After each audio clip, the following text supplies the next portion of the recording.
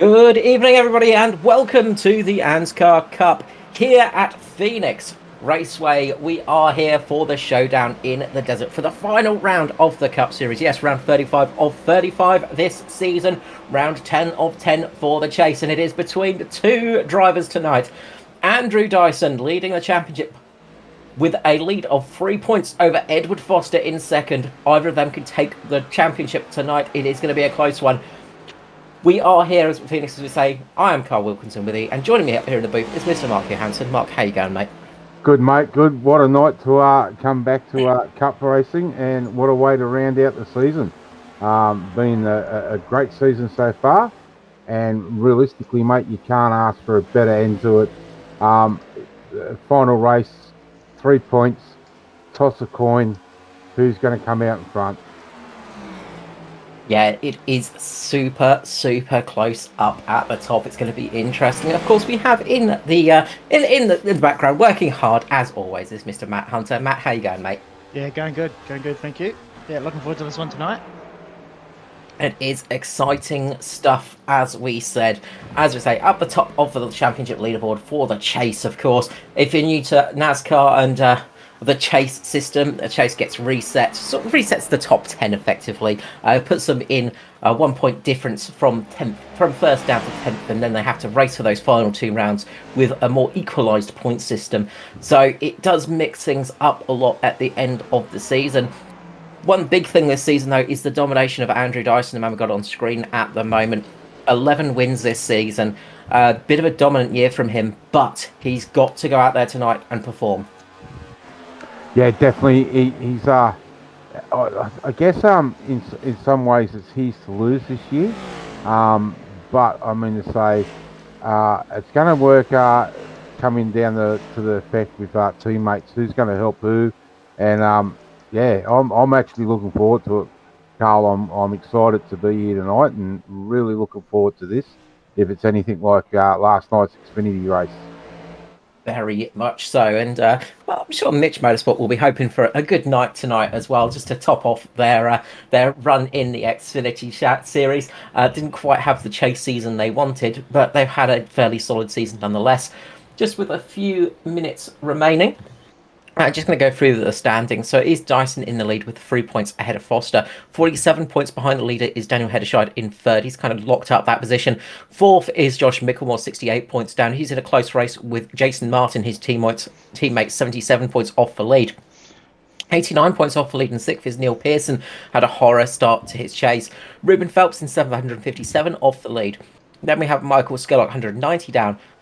Brenton Hobson, 221 down, and Luke Traher, the final of the chase members, unable to compete in most of the races, unfortunately, because he was gallivanting around Europe.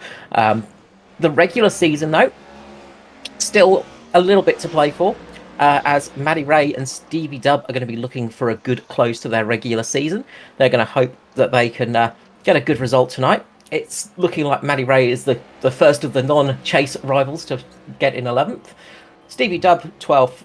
13th for Lob, who's had a solid season. Barry Neal, 14th, and Paul Jackson in 15th. So some good runs through the season. It's been a fairly hectic one, and a fairly long one, of course, the 24/7 Sim Services ANZCAR Cup. 35 races in now. It has absolutely been a long one, but we are looking forward to tonight as the cars get ready to grid up. Yeah, it's going to be very exciting tonight, mate. Track is a bit slippery. I'll let you run through the field of it. Absolutely. And the man that sits in third in the chase lines up on pole position. Daniel Hederscheid taking pole ahead of his teammate, Edward Foster. Second row is Ryan Jones with Jaden Russell. On the third row, we have Philip Worley and Luke Traher. Fourth row is Andrew Dyson, Neil Pearson. Fifth row, we have Martin and Douglas. Row number 6, it is Mickelmore and Carol Walden. Row 7 is Malone and Stevie Dubb. Row 8 is Phelps and Nankervis. Row 9 we have Dortnack and Clark. Row 10 is Jackson and Tompkins. On to row 11, it's Kosh and Raymond. And lining up towards the back is Okio and Neil. Okio starting his 200th ANZCAR race tonight. We'll wish him luck and try not to put the old curse on him. Yeah, let's hope he has a better run than last night. He got caught up in a few things last night. Not that any of them were his fault. But let's hope his 200th start is a lot better for him. Yeah, he's going to hope he can have a good run tonight. It's going to be tricky though. Phoenix is a tricky track to get the run on. As you were saying, in practice they've had a few moments, and it's been a tricky practice session for all of these drivers. Yeah, definitely. It takes a little time to get the tyres up to temp, but you don't want to overheat the tyres too, because then you can't see here. You just can't seem to cool them down. And we're about to go green flag racing for the first time tonight. We are indeed. It's a long way to the start finish line here at Phoenix. The revised corner settings for this newer track layout coming round now to take the checkered flag for round 35 of the ANZCAR Cup. Here, brought to you by 24/7 Sim Services. Daniel Hederscheid, Natari leading off the front row. Hederscheid, Foster, behind him Jones and Russell, and away they go. A good start there for Jones, who's looking to try and make it up. The dogleg is open tonight. You can see the car scattling across the field, trying to get a good run. This early stage is the danger point for all those drivers. If you're not out front, you've always got the risk of somebody coming up your inside and making a little move. You can see hard racing, 3 wide down the back straight as Russell makes a move on Jones. Jones gets a little bit loose in the corner, manages to save the car, keeps going in the right direction, but a little snap there would have hurt. And we are away for the first lap. Oh, contact in the rear. No, JCW. JCW and Stevie Dub going round. Will the caution flag fly? Does not look like it. Oh, big moment for Carol Walden, who spun around in front of Stevie Dub. We'll try and get back to that as everything settles down. But no caution flag flying. We are green for these first couple of laps. Yeah, Carl, we'll just see there the black car on the outside. I can't pick up the number. Jaden Russell blinking very bad. Let's hope nothing comes of that for either of the championship contenders, because they're there together, one either side of him. Yeah, it can be a little bit offsetting when you've got a car having a blink in front of you. It just makes you take a little bit more caution, because when those cars fade into the shadow realm, you never know where they're going to appear. Yeah, we've seen that last night in the Xfinity race. I can't remember who it was, but one car blinked out, and next thing you know, he was in the side of another car when he appeared again. So let's hope it settles down for him. Absolutely. Adam Malone now having a big moment in front of the leaders, manages to keep the car on the low side and keep it out of trouble. Meanwhile, Andrew Dyson is working his way up the field quite quickly, trying to catch up to his championship rival Foster, who's in the lead of the race here. So they are currently running it out. We're on lap 5 here at Phoenix. Air temperature wise, we're nice and balmy, 24 degrees Celsius. Track temperature though 28, and that could come into play later in this stint. Yeah, definitely. Especially if you, as I said earlier, Carl, if you heat those tyres up with a track temp of 28, it's going to be very hard to cool them down. You're going to need to probably, I think Matt said earlier on, if you get them too hot and they go all rubbery, you might as well come in and put a fresh set of Goodyears on.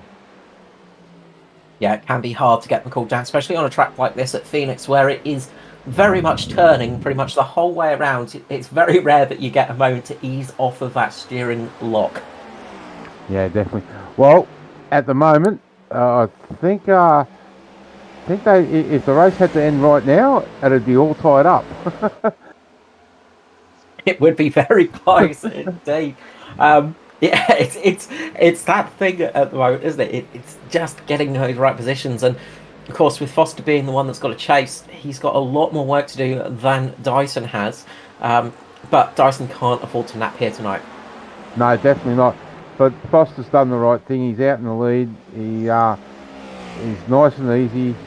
I don't know if we can jump on board quickly, Matt, and see what he's doing with his throttle. Oh, car into the wall of Mirko Dornack in the pit lane, but he has no caution flag coming out. Big moment on the exit of the final corner for the 62. Yeah. For those no, mate, you're right. Just we'll stay on board here if we can, Matt. And those that tuned in last night, you could see what I mean by that dip coming down through that dog leg. When you come off the main track, which Ed will do any moment now, as you come down that bump there, it's a hard bump, and then there's another bump there. If you hit them in the wrong spot, it will send the car loose. Absolutely, and it's also you've almost got to have the steering wheel pointing as straight as you can do in one of these cars. If you have a bit of too much lock on the car, it can absolutely bite it off in the wrong direction. Yeah, definitely. I just noticed there too, Carl. Ed's only in fourth gear around here at the moment. Obviously, not wanting to run out to that fifth gear tonight. He's happy sitting there in fourth and cruising along. And we have seen this with this new generation of cars. Sometimes it does bog a little bit in fifth gear on some of these slightly awkwardly length tracks. Well, we've seen it happen to Ed last week at Martinsville. Off the final turn of the race, he was in top gear and he put his foot down and it broke loose on him. It looks like he is pretty happy in that fourth gear. I'm just having a little look back towards Daniel Hederscheid. He's similar driving style. Same with Andrew Dyson, sitting in that fourth gear, and they're just getting up to that red line as they hit the corners at the moment.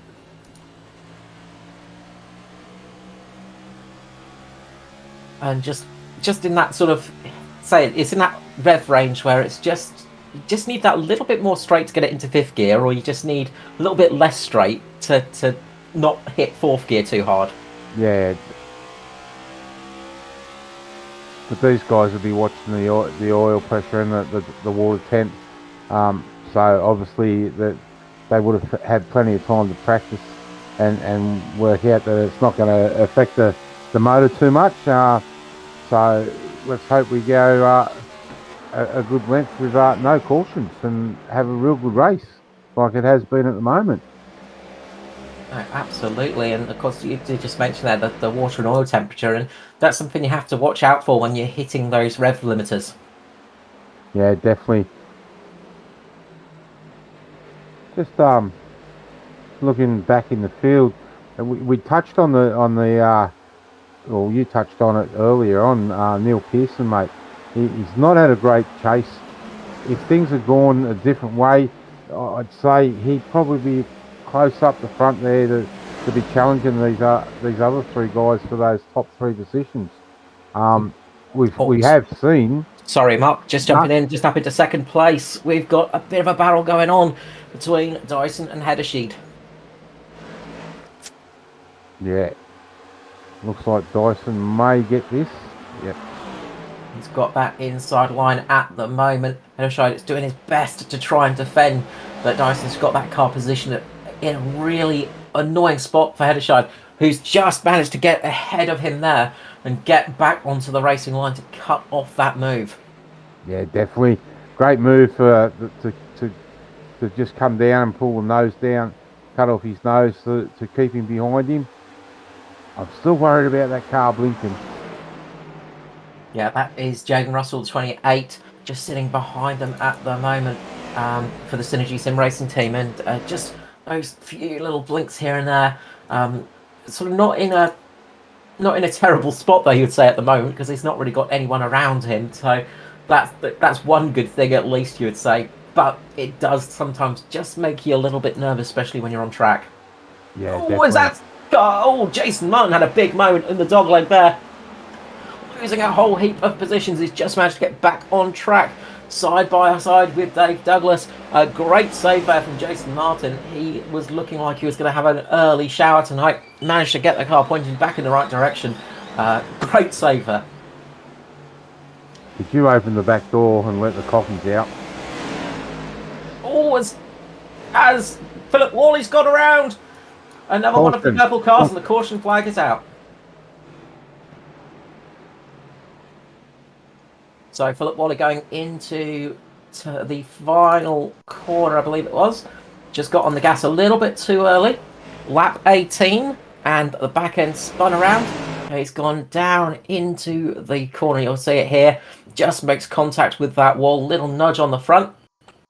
But that's enough to bring out the caution flag. So we're on lap 20 mark, 115. Will we see people rolling the dice coming in early, seeing if they can make an advantage here? I'm just probably yeah. There are people, and everyone's a lot of coming people. In. So that I don't know. We seen last night in the Xfinity cars, some of the guys trying just the rights, and it did work for a little while. I don't know if any of these guys will try the two tyres. It's going to be interesting to see what they decide on. Of course, taking the right side only can save you a bit of time in pit lane, but you have to pay a little bit of punishment with the left sides being done.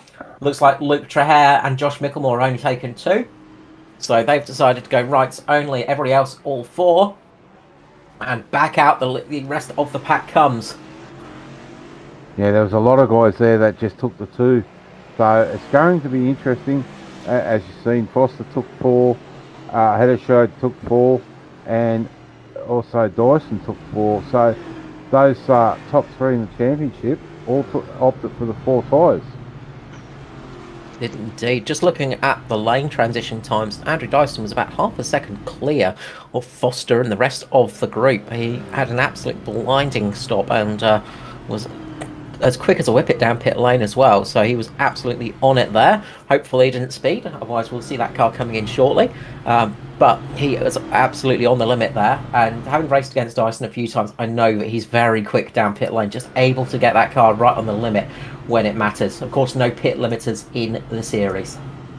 No, and I don't. You've seen there as excuse me, as both him and Heddershode come down pit lane, he was right up on the rear end of Heddershode, letting him know that he was there. So trying to force Daniel into a mistake.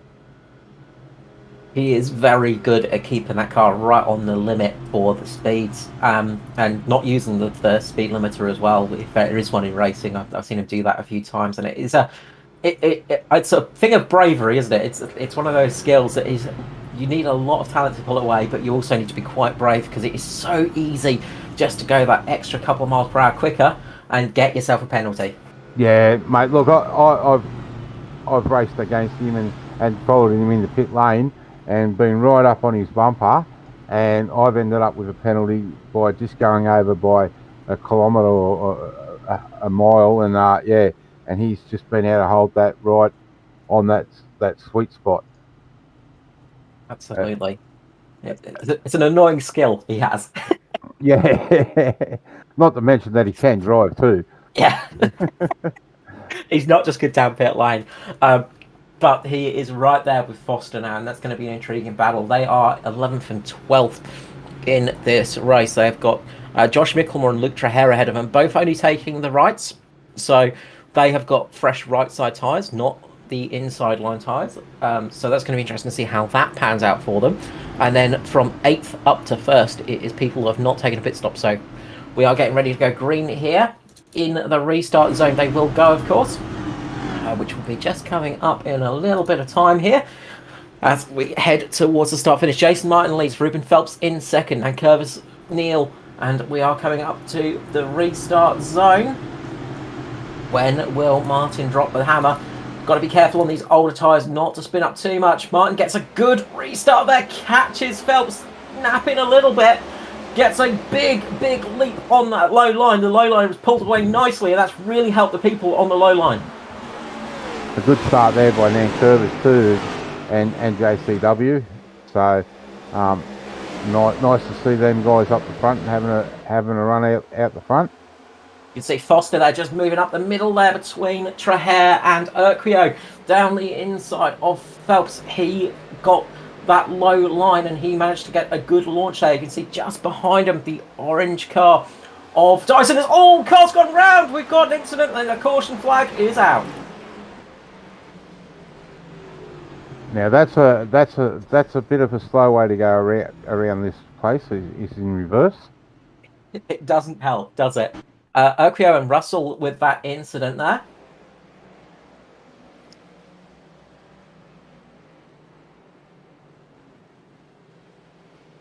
So looks like once we get that replay.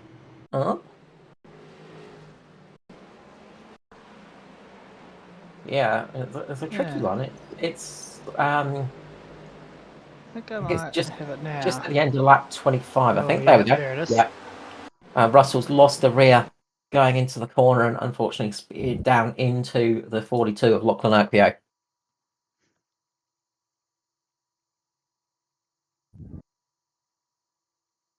So, as you said before, Mark, just getting off of the oval section onto the flat of the track, and that is what caused that incident there. Back end just leaping off the track and spinning around the car of Jaden Russell.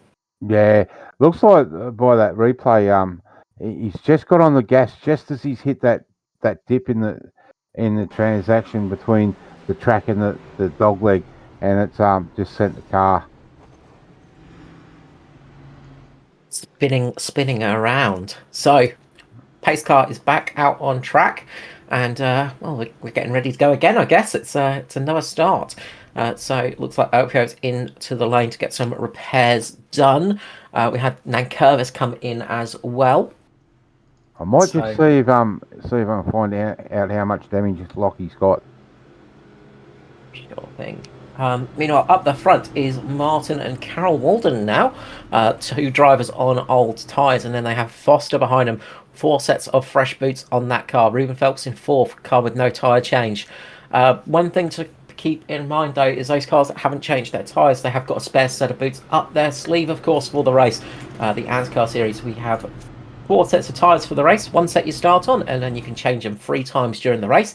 So, drivers that stayed out a little bit longer have got an extra set of boots up their sleeve come later in this race. So it can sometimes be really useful to have that. We have seen it in the past. All right, just quickly, I've been able to get chatting with Ruben Phelps.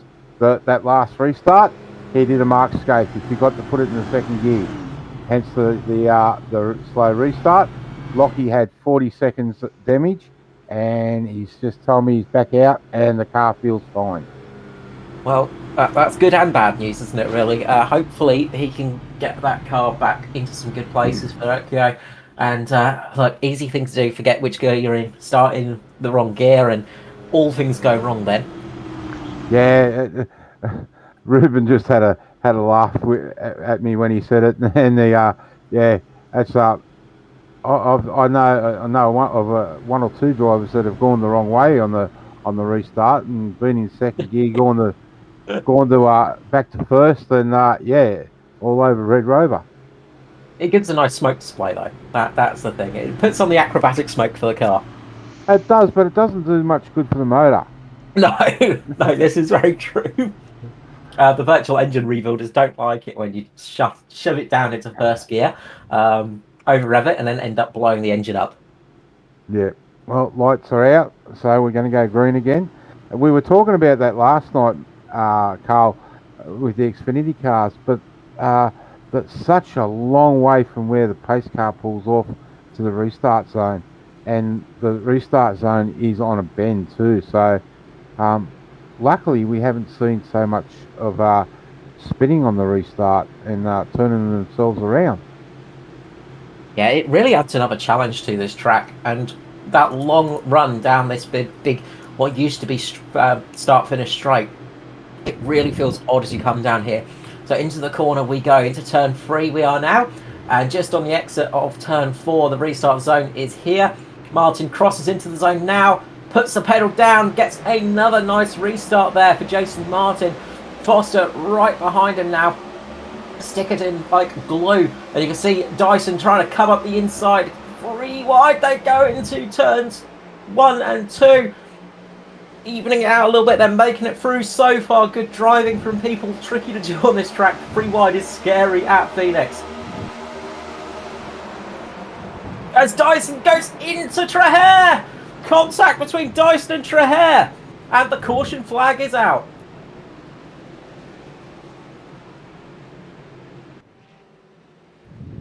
And that was a moment for everything there. And just going back to have a look at that, looks like Traher made it out relatively unscathed. So just a little bit of panel damage to both of those cars. But those tyres on Luke Traher's car will be screaming for temperature now as he's gone completely sideways. You can see the car gets turned, goes around, manages to get it in the right direction before it clips the wall.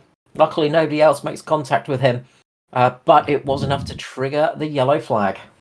I don't know if we can go back and have another quick look, Matt. Did Dyson touch that inside wall there? So if he has, there may be a slight damage on that left rear. Eagle-eyed. Oh, Eagle eyes so at Mark lucky. Yeah, so lucky. Yeah, that could have been a race over there if he clipped the rear. We have seen the rear of these cars are quite fragile if they're hitting the wrong way. The suspension and the tow rods and drive shafts can really come out quite quickly in these cars if you tap them just on the wrong spot, and that rear axle tends to be the spot where it can cause a lot of damage. Yeah, definitely. The new damage model, they're updating it all the time, and it is a very fragile car, this one. It is. It's not your old pig iron NASCAR variant though. It has got lots of modern niceties to it, including flappy paddle gearboxes and all that sort of thing. But the drivetrain's different. It is much more a race car than the old classic NASCARs used to be, and I feel like they are a little bit more delicate than the things like the Xfinity series cars, which can take an absolute hammering and still keep going. Yeah, definitely. You might have to tell that to Ross Chastain. The cars are pretty, in real life, they're pretty resilient. They There's been a lot of... hit the wall at 130 miles an hour and be okay. It depends how you hit the wall, mate. I think that's it. If you hit it the right way, it's fine. I see a couple of the truck guys have got side wheels on the side panels now to try and get a nice run around that outside wall. Make sure you use all the track and wall. Yep. Get the old trolley wheels out, slap them on the side of the car, and round you go. Yep. A lot of guys one guy's actually put the Days of Thunder caption that you can go out around the outside, and and it's really, really well done. It's still one of those things when I've seen that replay. Every time I see it, I just go, "That's not real. That's just a glitch." You look at it and you go, "Why are they fast forwarded the bottom half of the screen? The top half of the screen is normal speed, and then the bottom half is fast forwarded." It's one of those things that my brain could not wrap its way around it. I just kept looking at it going, "Huh?" Well, if you're an owner, you want your driver to do anything he can to win. So. Oh, that's it. I mean, it's given them some good coverage for the old sponsors. Yes, definitely. As a pace car comes in on lap 34, we are getting ready to go back to green flag racing here at Phoenix for the Duel in the Desert, the ANZCAR Cup, brought to you by 24/7 Sim Services. So coming up to the restart zone again, Martin's going to have to make another great start once again here tonight. How will this one go? Third time lucky, or will it catch him out? It is third time the charm for Martin. Another nice restart there. Remember, he's on much older tyres than those cars behind him of Foster, Dyson. Joshua Carroll Walden on slightly older on the old tyres as well. He's doing a good job keeping the car up there, battling away as we come into the next lap here at Phoenix. Martin in the lead. Foster currently second with Carroll Walden and Dyson battling it out for P3. I was just going to say, Dyson doesn't want to let JCW in there, but he's been able to get in there. But that's Ruben Phelps. And the caution flag is out as Ryan Jones is caught up in that, as well as Worley and Nankervis Trahair. A lot of cars caught up in this incident. A big accident there. Sorry, was that Trahair? No, that wasn't. Yeah, That wasn't Luke's. I think there was a bit of It arca was braking Luke. going on there. Yeah.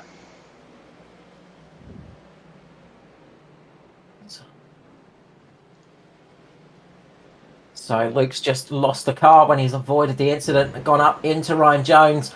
Big impact on those cars. Now Curvis had nowhere to go. Same for Philip Worley. He's gone down into Stevie Dubb, his teammate. Lot of damage to those cars, unfortunately.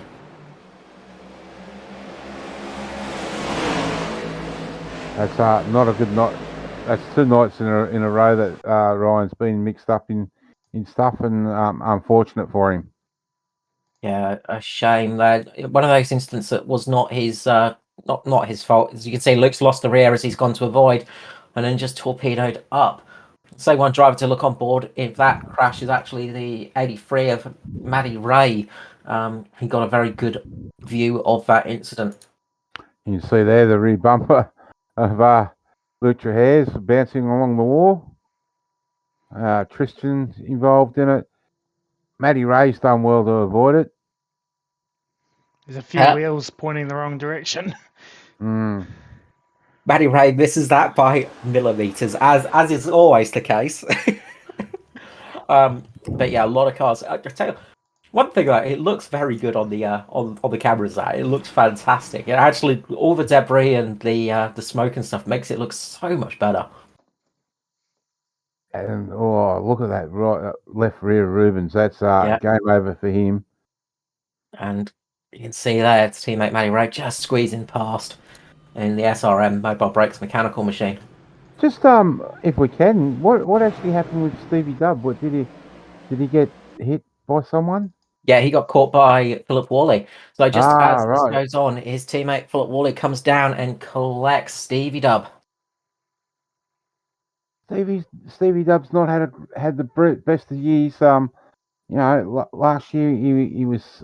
Whenever you looked around, in some of the other series that he runs, he seemed to be always in that top 5. But this year just hasn't been his year for him. No, he's had a uncharacteristic year for Stevie Dubb. I mean, he's sort of been in the wrong place at the wrong time for a fair few of those moments, unfortunately, and just been caught by moments like this. Yeah, and mate, that does happen with in real racing. I know when we ran the sprint car, we had 3 great years. Then our 4th year, we just seemed to be repairing the car every week.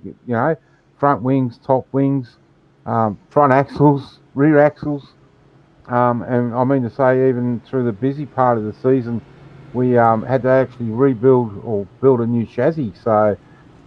That was a fun experience, fun 3 nights. Yeah, it's never fun when you're having to rebuild things, especially when it's a chassis. It's miserable when it all goes the wrong way. It can be an absolute misery driving race cars. Yeah, definitely.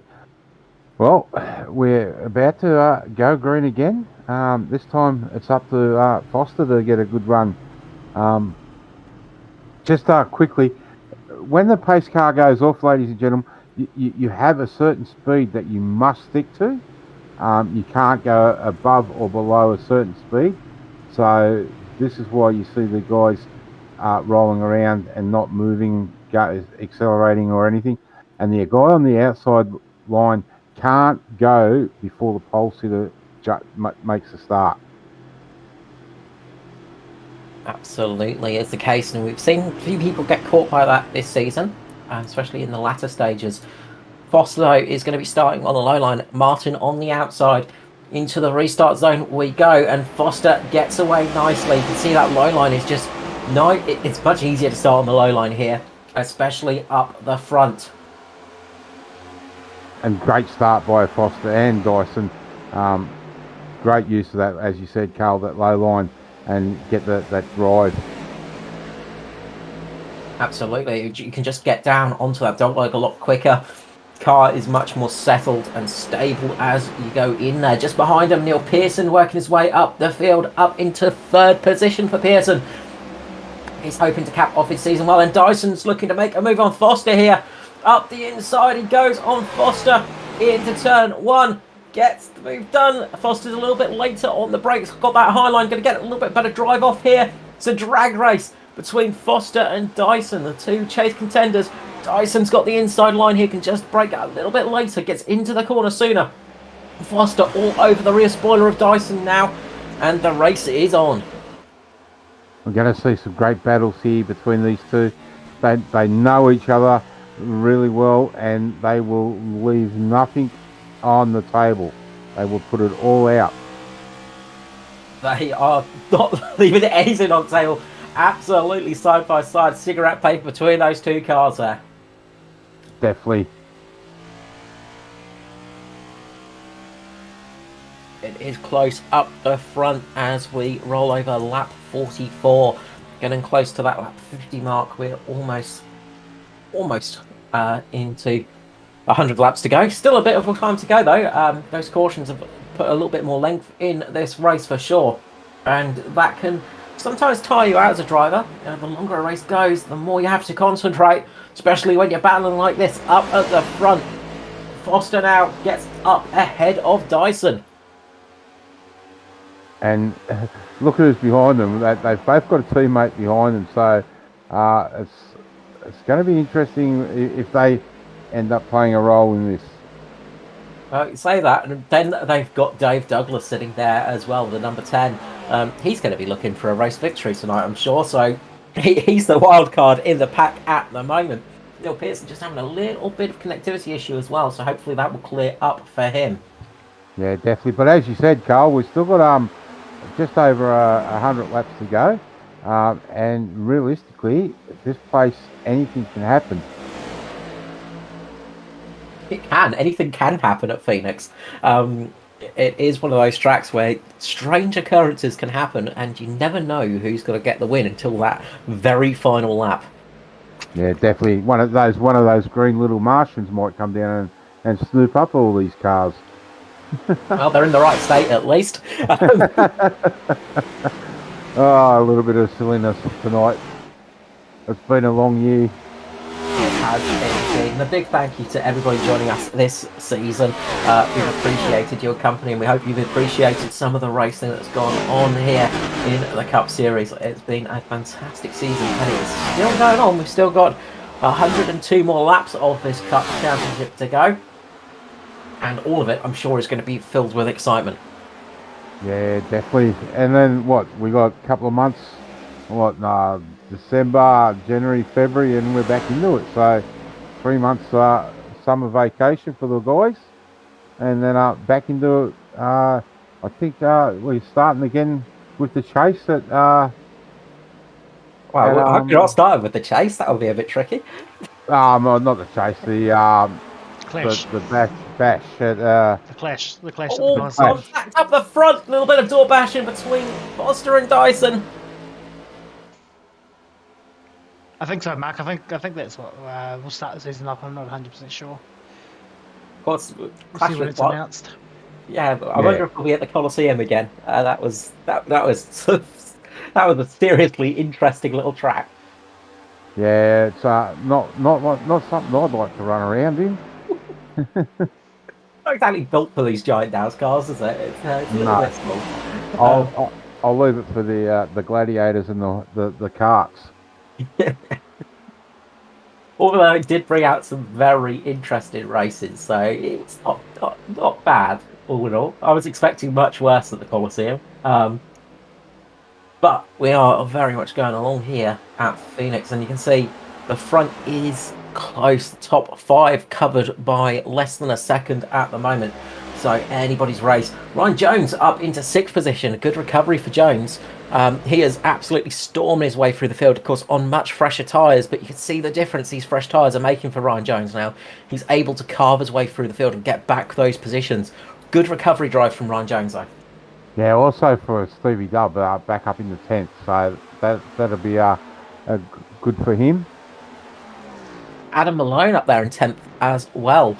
We saw him quite slow on the front, on the frontish stretch a little bit earlier on in the race after he had a bit of a moment in front of the leaders. He's managed to get back on the lead lap and now is up inside the top 10. Yeah. So, hang on. Let me do this before I put my foot in it again. Like last night. So, we've still got 19 cars, according to me, on the lead lap. Jamie Nankervis is the first one and off the lead lap, and he is 8 laps down. And currently sitting in pit lane getting a lot of repairs done. Jamie will definitely be back out there. So, while we got a bit of a lull in the racing, Carl, I'm going to ask, and I'll put this message out to everyone. They can let us know through the social pages. What's been your favourite race? The best race you've seen this year? Oh, that's tricky because now I have to actually remember stuff. And same with you, Matt. What do you think has been the best race in spectator wise, like for the viewers? I would say probably. I think Fontana pretty early in the season was pretty good. I think there was a lot of like pack racing for the majority of the race, but on the California Fontana's Auto Club track. Yeah. It is one of my favourite tracks, so it's hard to go past that one, in all honesty. We've had a couple of good road races as well. I'm trying to think the actual tracks now, but we had Hobson and Dyson absolutely battling it out at Road America, wasn't Road it? America, I think it was. Yeah. That was pretty spectacular as well. And I'm going to say it's going to be the opening race of the season, Daytona. It was it ended in a little bit of controversy, but I mean to say the racing there for the opening round was spectacular. Yeah, we were lucky with a really good opening race as well, and it's been a season. I think that's one of the problems you get when it is such a long season, is especially when you're calling it, is your brain is taken up with so much other information.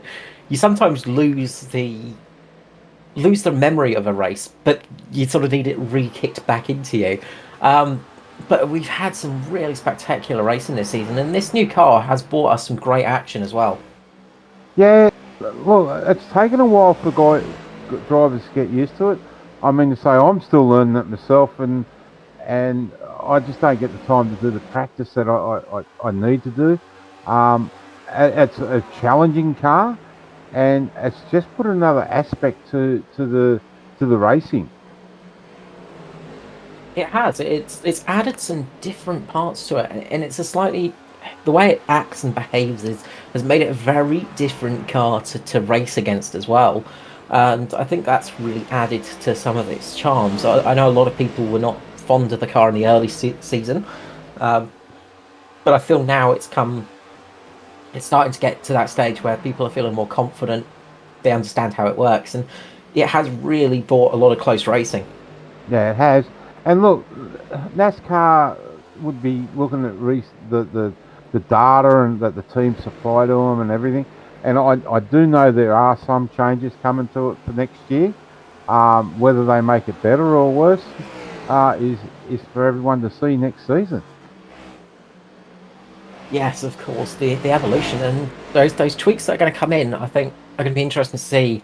And it's going to change things up again. We've seen how this car's changed over the races this season, and sometimes, I think from the start of the season to now, it's a completely different car almost. Yeah, it's really come a long way with the rebuilds through the season, like the tire degradation that's starting to come back into it now. The damage models are where it's more realistic to what happens to the real cars. So it's getting better and better every race, really.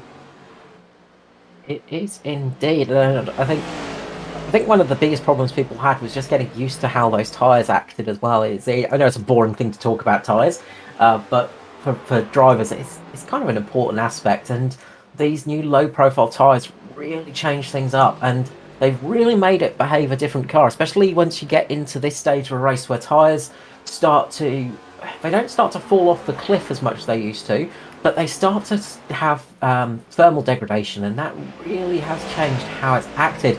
Just behind Ryan Jones is carving his way through the field on 20 odd lap younger tyres, and he's just got a lot more confidence than these drivers up the front who are, although they've had a fair few laps under caution, they are on some much older tyres, which are just starting to struggle a little bit, and the back ends of the cars getting a little bit happy. They're wiggling a little bit, and that's saying that the rear tyres are just getting maybe a little bit hot, and they're just getting that little bit tricky to drive now. Yeah, definitely. I'm just looking at the times too, Carl. But both Ed and Dyson are exchanging fastest laps. At the moment, Ed's got the hand up. He's got 28.5, and Dyson's just done a 28.6. But for a lot of laps there, Dyson was a lot, just a couple of 100 seconds faster than Foster. Yeah, it is really give and take at the moment. I mean, these two, they've been quick all season, but you've got to say Dyson's had a little advantage at some of the tracks. But here you can just see how close it is. They're basically running equal laps and sort of equally fastest laps as well. And it's great to see that. Yeah. And look, I know we've spoken about him, but in third place at the moment, Neil Pearson, he's got to be thinking to himself, what could have happened, what could have been if he didn't have those couple of bad races in the middle of the chase there. And Daniel's also done a great job to be sitting in third place in the championship at the moment. So well done to those two guys. Absolutely, it's a season of what could have been for Neil again, similar to last year's chase as well. You sort of feel for Neil Pearson. He had a really strong start last year, and then it all went wrong. And this season again, he got into the chase, and then it all went wrong from the start. I think it was 5 or 6 races where he barely got a finish in those early stages of the chase, and sometimes you make your own luck in motorsport, and sometimes luck can be against you. And you've got to say, in the earlier races of the chase, it was a bit against Neil Pearson. Well, what did he have? He got mixed up in a couple of accidents that wasn't his fault. He had 1 or 2 dropouts where the internet, I think a car took out of power pole and he was facing. Oh, that was okay. He lost, that was Lachlan okay. Yeah, that was Lachlan okay after I think he got pole position and was lining up on the grid and then vanished. Yeah, but still, Neil's had the internet drop out. So yeah, it's been a hard chase for him. It has indeed, and I think he's quite happy with the fact he's got a driver in there. That's one of the big things in Andrew Dyson, who has been, he's one of the most improved drivers this season. Last year he was having great runs, but he was still struggling a little bit in some races. This season he has absolutely put it on and come leaps and bounds. And then you've got the 53 out front. The driver that we don't talk about enough sometimes, but Edward Foster, he has just had such a quiet season in the early stages, but he has been solid, always there or thereabouts. One of the interesting things that you can look at is the sort of average finishes, and sort of the top 10s and top 5s and things like that. Andrew Dyson, with top 10 finishes, 28 top 10 finishes. And Foster, yellow. The yellow flag is out. Totally missed on that one. Too busy jibber jabbing. What's it? Yeah, it sounds like by the race radios, but something's happened between Matty Ray and Josh. So looks like Josh has just gone round on his own. So the back of the car stepped out on him as he's just dipped a wheel below the yellow line, and it's just caught him by surprise there. Yeah. Yeah, he's got on that join seam between the two layers of asphalt, and it's just turned him. Not fun indeed, but this means we're And going to get the top run five, down pit lane. yeah, everyone in the top 5, 6, 7 are in. Paul Jackson sticking out there, same as Worley and Norman Clark for the moment, but I imagine they're going to come down. I reckon they'll probably come down shortly. But other than that, pretty much the whole field is in pit lane. And who is going to get the best pit stop here? Will we see Dyson with another fantastic transition time? Will Foster be able to get out ahead of him? It's going to be close. Looks like Traher has just taken some. Oh, Traher's just coming back out, sorry. Caught me off guard there by. Caught me slightly off there, but Dyson's out and he gets ahead of Foster.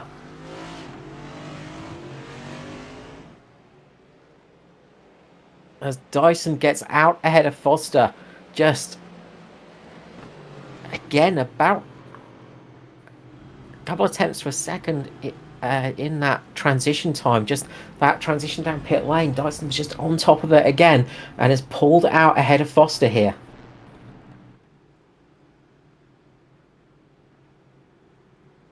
Well, they were both in the box for just over 14 seconds. Foster was in his box for 14.6. Dyson was in there for 14.3. So I'd say Dyson may have just short fielded a little bit.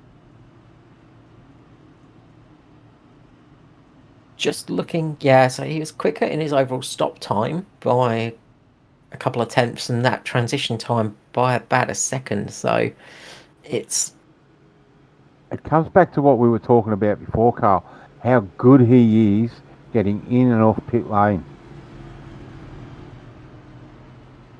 Again, it's that confidence he has going down pit lane and just keeping it right on the limiter and right on that. I'm trying to remember what the limit is in pit lane here. Probably 100 kph, 80.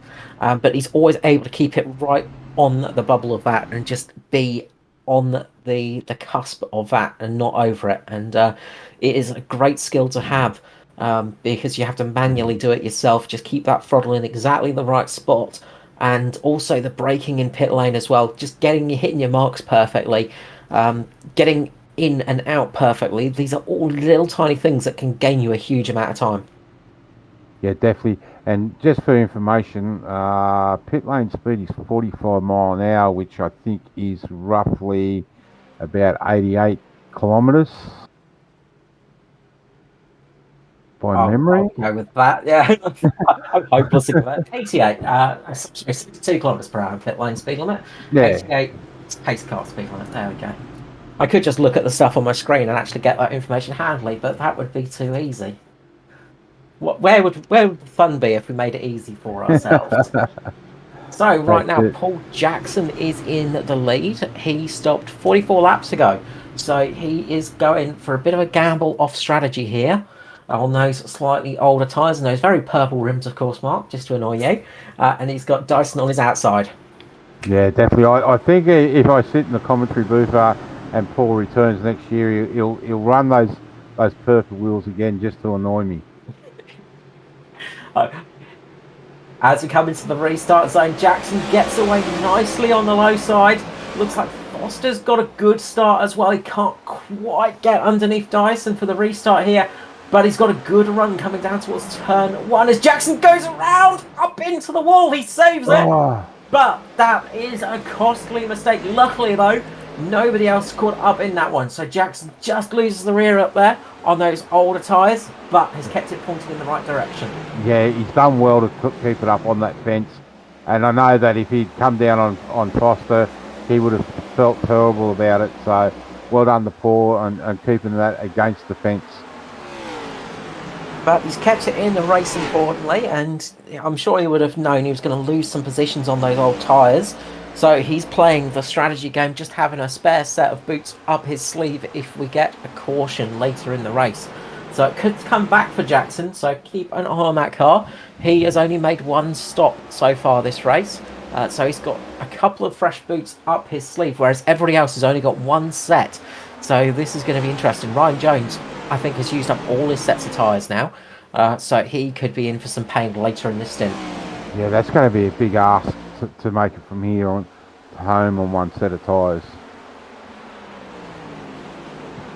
Going to be tricky. Not impossible, but not fun. No, yeah, it's I definitely wouldn't want to be looking at his tyres after the race. No, I think you'd be looking at rims rather than tyres, in all honesty. But we are getting along nicely. We're on lap 80, 70 laps remaining here tonight. Yeah. So another question. Seen some answers come up.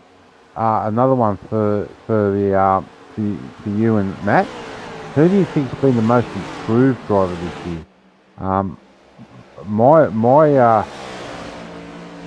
My money would be on a red and yellow car, but Yeah, also same. you know you got to take into account the likes of Jamie Nankervis. He's been close thereabouts. Tristan Koch, he's been up there too, in some of the races. Luke Trahare's come on. Again, another one that hasn't been out in some good spots there, as we see them both on screen, or the three that we were just talking about. But look, my money's on Nobby Tompkins. When he first started in the series, he seemed to be always involved in stuff, and he has really settled down. He's really got his head around these cars, and I say look out for maybe not next season 23, maybe 24. You might be looking at him up the front there. Yeah, he has really come along nicely with his driving and just settled down a little bit, gotten a little bit smoother and relaxed a little bit in the car. And I think that's a big thing for him, is just that relaxing in the car, which has just helped his driving a lot. Another driver I'd say is Darren Lobb. He has had a great season in the DPR car, and the black flavour of DPR, the licorice one. Not everybody's favourite, but he's done a great job in it. And he has done a fantastic to drive along. But I think one of the big ones for me is Daniel Hederscheid. He getting up into the position he's gotten into in the chase, being P3. He has had a great season. He has been running well, running hard as well, and putting a lot of effort into that car. There's been a lot of drivers that have been improving, along with that list that you had, Mark. Just drivers that have really improved leaps and bounds. Yeah, definitely. Look, it's so hard. Like, some of these guys run with in my league in the Warriors, and you're getting that really good cross flow of drivers, and drivers really starting to look at these guys like Dyson and Foster, and Pearson. These lead drivers, and going back and watching what they're doing, and they're then taking it back into their own car. So it's good to see that NASCAR racing in Australia and New Zealand on the esports is really got jumped forward this year. Oh, absolutely, it's going strong, and it's with thanks to all the series really that it's helped out an awful amount. Sorry, I should say. So big thanks, Mark, to you. We'll give you a pat on the back for one, so we won't let it linger. But it has absolutely gone on so well, and all of those drivers that have helped us in the past, and all those people that have helped out in the past for ANZCAR, we couldn't have done it without them. Big thank you to everyone in that respect, and it's great to see it just improving. Sorry, Ed just got up and gave Dyson a little bit of a hurry up. Again, Carl, that the last times Dyson did a 28.06 and Foster did a 28.05. This is really starting to heat up front. 28.16, 28.12 this time round. It is absolutely neck and neck. There is nothing between these two cars. It looks like they've got a little bit of rope tied to the back of Dyson's car, and it's just holding Foster on. When Foster's in front of Dyson, there's that little bit of rope on the front of his car on the back of Foster's. They are that close to each other every lap. Fantastic action to see. And, another driver that's improved is Andrew Dyson. He's going to be the first to tell you he struggled on oval racing, and especially the sort of longer tracks, the mid tracks, he was not confident on them. And he has just come on leaps and bounds. And now he's up here, and he's one of those drivers that you just say, oh yeah, Dyson's in the lead. It's just to be expected. Yeah, definitely. And look, the one person I am going to talk about too, and he goes, what's the word I'm looking for? He goes unnoticed for a lot of the races, and it's another Natari car, the 09 of Norman Clark, the gentleman racer of the series. He's always thereabouts at the end. Nice move from Foster. Yes, great move. And just behind him, we've got a great battle going on as well, but we're keeping on with this one. There are battles going on throughout the pack at the moment. Between these drivers, Dyson hard across the dogleg, gets back into the lead. Just behind him, the fight's heating up between Pearson, Stevie Dubb, Ryan Jones, and Joshua Carroll-Walden as well. Those drivers are keeping it entertaining. You'll see that at the top of your screen as we keep our eyes on the leader of the race. And then behind them, there's another a three-way battle between Martin, Mitch Gilmore, and Douglas. It is nose-to-tail racing, which is what we love. This is the thing about NASCAR racing, is it's all about this close action, and it's great to see that people are confident in that racing as well, because it's one of the things you don't get on road racing too much, is the real close stuff, and you have to do it lap after lap after lap. Oh, it's contact, and round goes Stevie Dubb. He just manages to save it. Caution flag is out. Bit of contact between Jones and Stevie Dubb, I believe.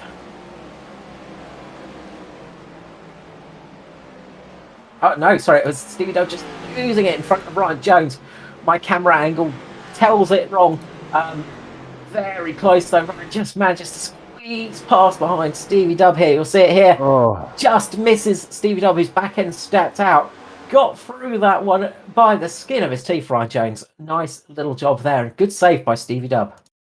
Again, get down on that seam, on that inside seam where the track really flattens out, and the banking.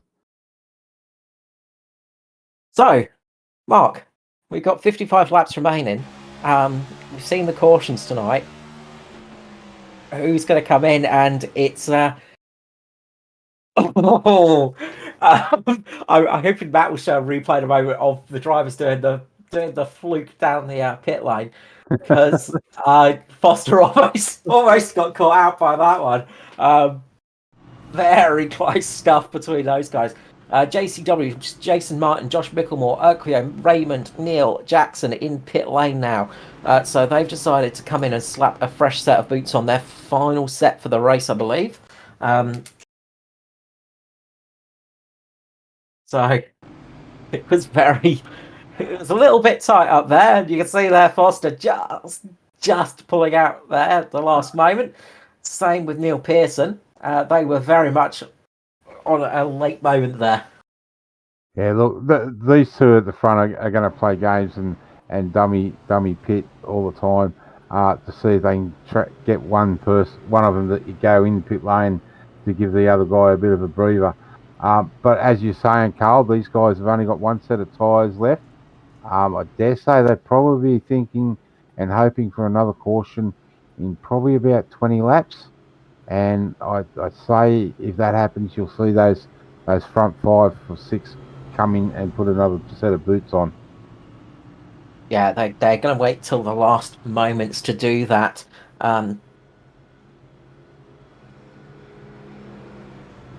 So, yeah, it is very close stuff indeed. Yeah. And I don't know if you've just picked up, but we've got DPR1, Natari 2, DPR 3, and Natari 4. So we've got teammates lined up on this restart, nose to tail. As it's the Noah's Ark cars. We actually have another DPR as well, but Stephen Williams in 6th, but he'll be on the inside line. No, outside line. Yeah, I was just looking at those front four to see what type of games are going to be played here on the restart. See who's going to give the other one a push and who can stay right on the tail of their teammate. And again, behind Stevie Dubb, we got Dave Douglas. So he's still thereabouts, and the car we were talking about before isn't far behind there. The 09 of Park, the gentleman racer. So well done to Norman for getting up into the top 10. Just heard from Ryan Jones that he's got a spare set in up his sleeve as well, which is good because he had that earlier stop, so I was unsure if he had any left, but luckily has got some spares, so that's good indeed. So look, he's one of those drivers tonight that could absolutely come up and take the win, catching the two championship fighters and them not wanting to battle too hard. Ryan Jones could really capitalise on this kind of race. Yep. So we're now back to, if my timing is right, 16 cars on the lead lap. The car 22, Barry Neal, is the last car on the lead lap, and then Tristan Koch is 3 laps down. 3 laps down. Yep, that's what I've got too, Mark. Woohoo! That's working. Well, it's either working or it's broken for both of us, which could be quite possible. Into the restart zone we go, though, and it is the 41 of Dyson getting a lightning start there. Pearson trying to get a good run on Foster now as well. This could be a great chance for Dyson to pull out a little bit of a gap with Pearson if he can get ahead of Foster here. Foster is battling hard, not wanting that to happen, keeping ahead of the red car. They get so close to each other on the exit of turn number 2. Down the straight they go. Foster gets up right on the back of Dyson, just lets him know he's there as they come into 3 and 4 now. Side-by-side action as we come across the line, getting into lap 50 of the race. Yeah, definitely. 50 to go, so to say. We knew what you meant. Oh, Dyson's up high there. Yeah. And now, door contact between Foster and Pearson. I would say you could fit a cigarette paper between those cars, but you absolutely couldn't. There was no room at all. Oh, Dyson loses the back end. He saves it. He just saves it, but he's going to lose the lead here as Dyson gets another big slap on the car. Those tyres have got some temperature in them now, and he's struggling. And he's just saved it, but he's got to go to pit lane.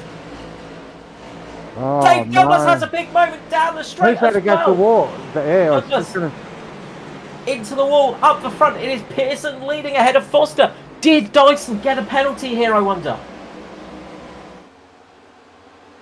I will try and go back. I can actually have a quick look at that now.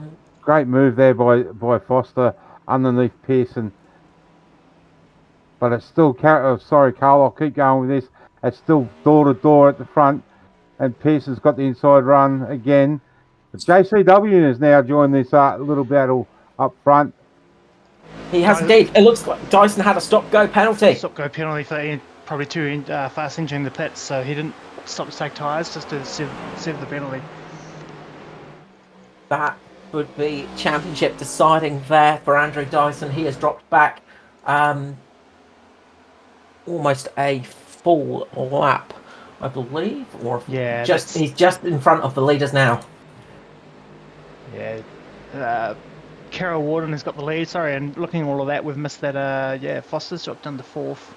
Micklemore now up into 2nd place. Micklemore on an absolute fly now. He's gone, well, about the championship contention, but I'm going to go for a race win tonight. Carry on the Micklemore, the Mitch Motorsport tradition of getting lots of wins in a week. He's going to be trying for that. Neil Pearson has a bit of a moment of connectivity troubles as well, but he comes back into existence. This is crucial here.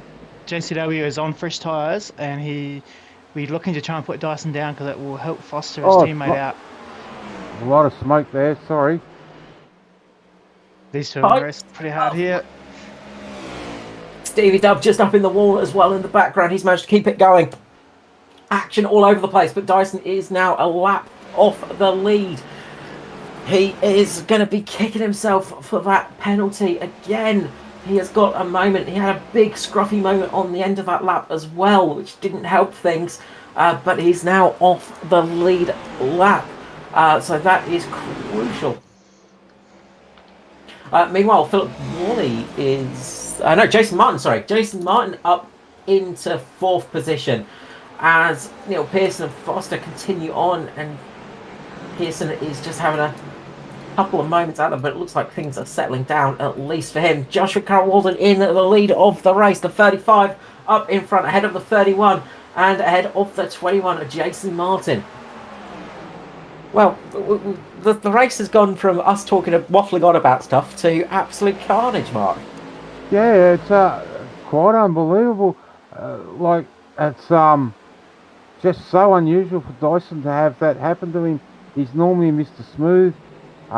Just probably a lapse in concentration a little bit, and those hot tyres have poured him out. No, what I think has happened there, Mark, Riley Curtis mentioned in the YouTube chat, and good possibility, he had a really good restart, and he might have actually got a restart penalty from it. He might have restarted wrong and copped a restart penalty, yeah. and so he's come into the pits to serve that penalty, and he's coming as quickly as he can.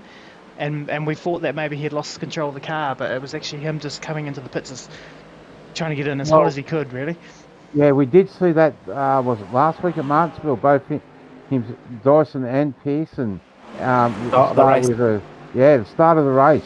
Yeah, because it did look really weird. Like, Dyson did get a really good jump on the rest of the field, so I'm not sure what's happened there. Well, we'll definitely chase that up for everyone post-race in the interviews. But unfortunately, Dyson needs a caution to get him back on the lead lap. And then he's got to do a lot of hard work to get past many cars as well. So he's not made it easy for himself now.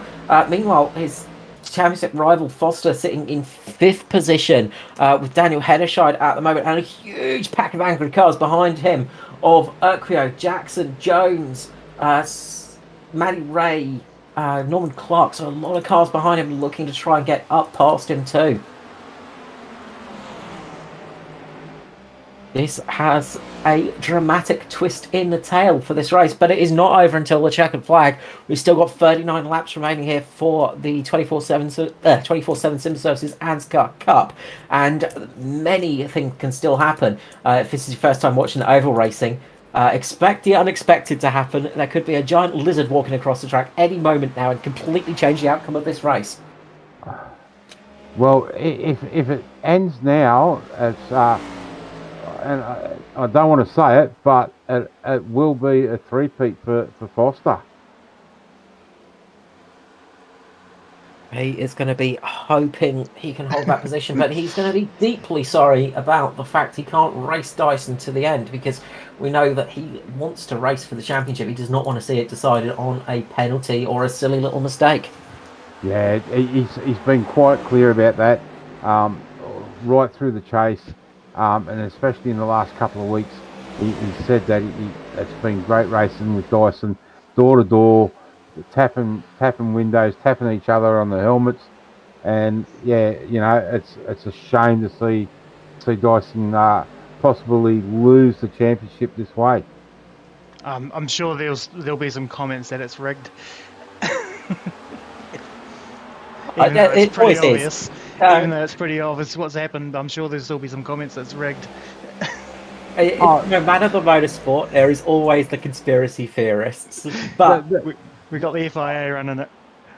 I can tell you now that as a league president, and I run my own league, there's always the theory that you rig it for yourself. But I can tell you now, over the last couple of years, I've got to know Ed, and he plays everything above board, and he'll be the first one to come on and say if he's done something wrong, especially with me in the Weekend Warriors. So I can definitely tell you that this has not been rigged. It's a bit of tongue in cheek, bit of a Yeah, I laugh. realise that, mate. But yeah, it's just It's a when we get the shame.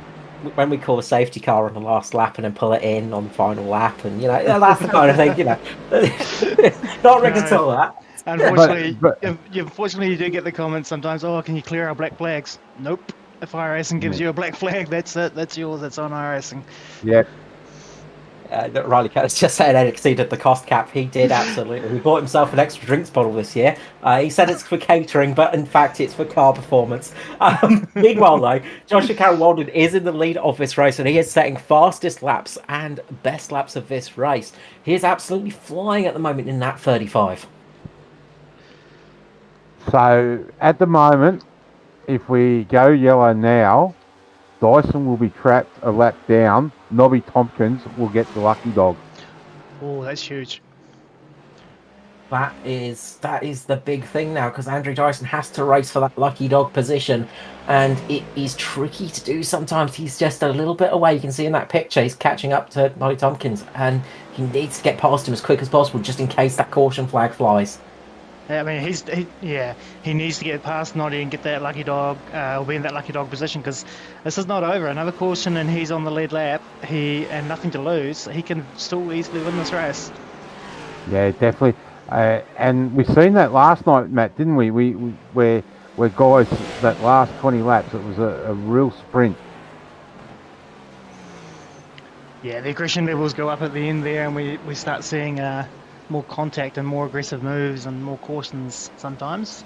So yeah, we've all seen enough races to know that he's not out of it. That's for sure. As he's made the pass now, he's back in the lucky dog position. And just having a look. So we've got Barry Neal in the orange car there, and the blue car in the distance, the light blue car of Carol Warden.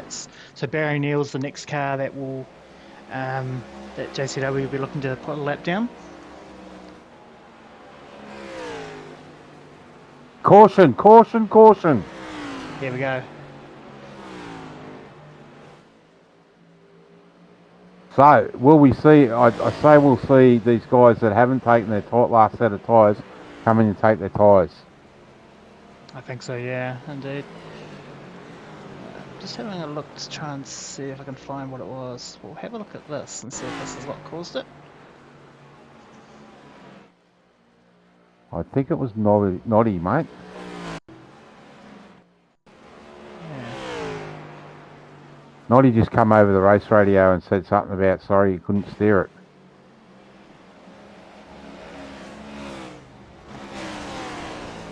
Oh, okay, so... Alright, so something weird's gone on there. Not sure if he's damaged the steering, maybe with contact with the wall.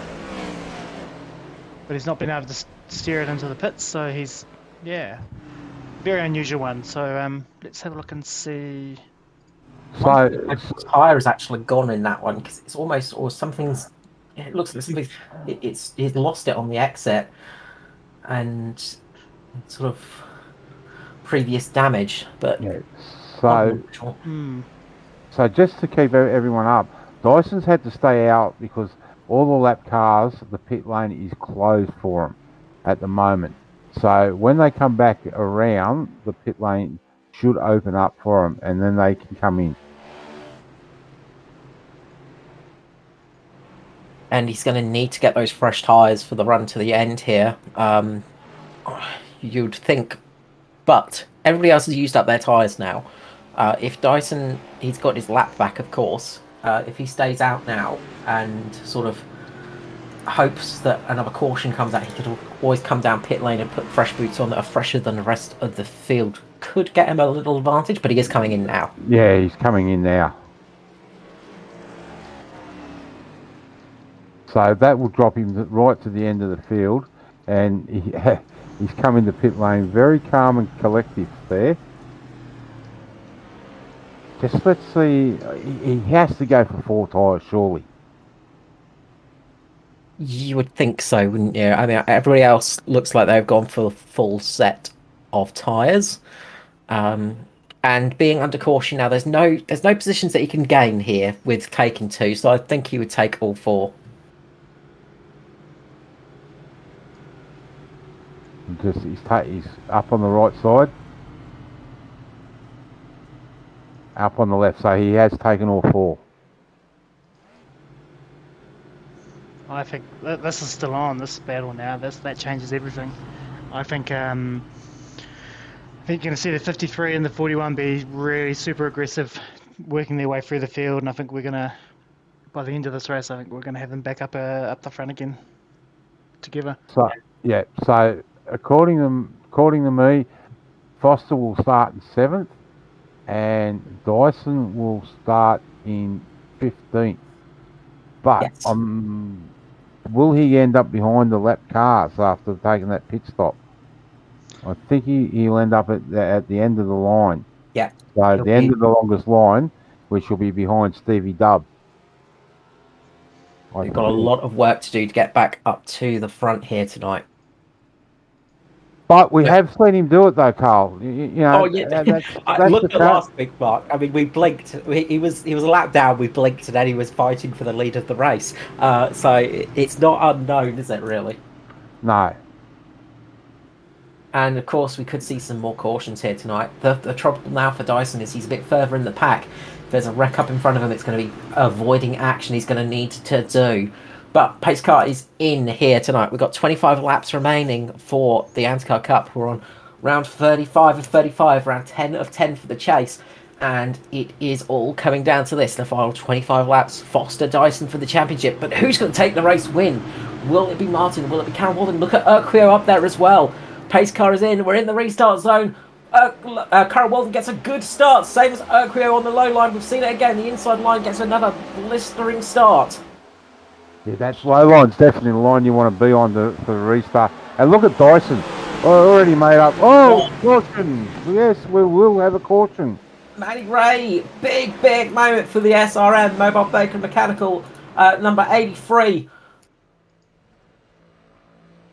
Just a bit of contact there between him and the number 11 of Ryan Jones. And that has taken the 83 up into the wall, and around he goes.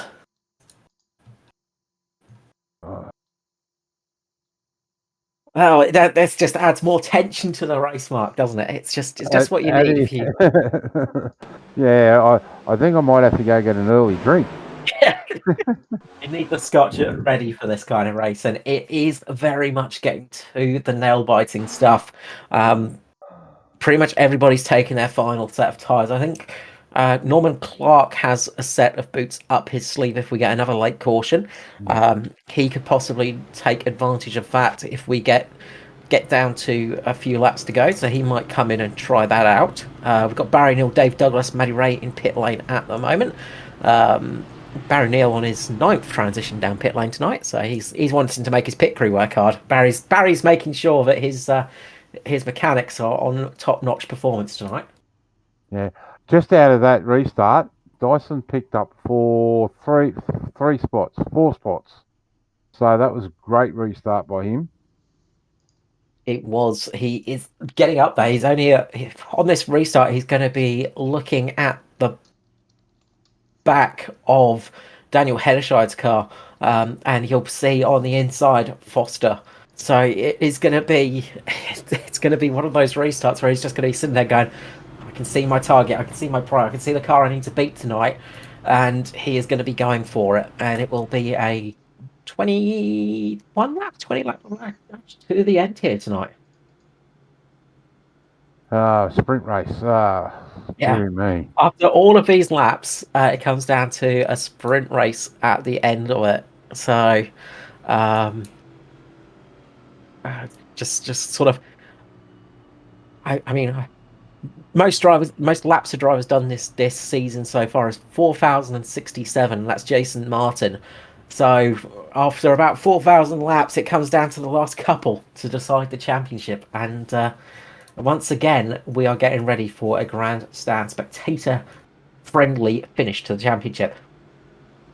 Yeah, definitely. The only thing that could, well, I don't want to say it. The only thing that would make it even more interesting is a green-white checker, some overtime. Oh, Mark, don't encourage the drivers, or they'll give us what they want. No. It could easily come down to a green white checker tonight, of course. And if it does, we'll explain the green white checker rule once more, as we always like to do. But it is very much looking like that could be a possibility. This is really, really going to be close. Yeah, it's nail biting stuff. As you said, Carl, it's over so many laps and so many miles this year. It comes down to what will be the final 20-lap race. Well, actually, it'll be 19 by the time we take the green flag. Yeah, it is very much getting to the tail end now, and we can almost see our holiday time coming towards us. Maybe for you, but not for me. But it is very much getting there. And look, as you said, it's our holiday time, not for you though, Mark. A little bit longer for you. But we are getting ready for the restart here tonight, and getting ready for that is Joshua Carroll-Walden ahead of Jason Martin. Can Jason Martin round out his season with another victory in these Cup cars? It's been a bit of a lean year for Martin, and that's still going with a couple of wins in his hand. So, that says it all for Jason Martin, but he is going to want to get one tonight. Could Lachlan Urquhart get his first win tonight? He could end his 200th race with a big smile. Away goes Carroll-Walden, getting a good launch off the corner again. Urquhart gets a good run underneath as well, as we are green here at Phoenix for the ANZCAR Cup. Just looking at Pearson and Ed Foster, they're leaning on each other. This is great racing.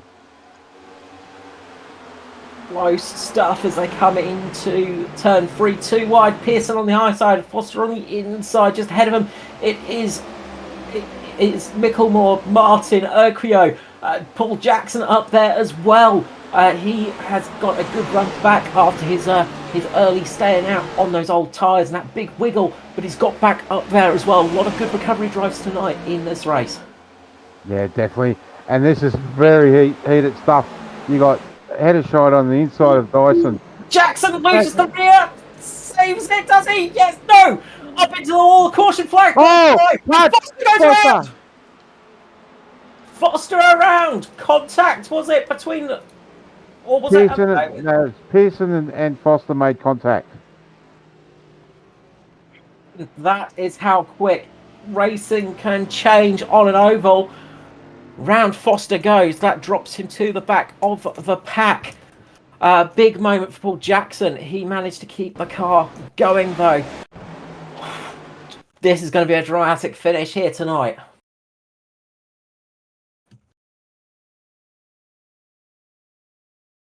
So, this is really shaking things up. A lot heavy impact there for Jackson. Just ahead of that, though, we saw the contact between the 09 of Pearson and 53 of Foster, and around goes the 53.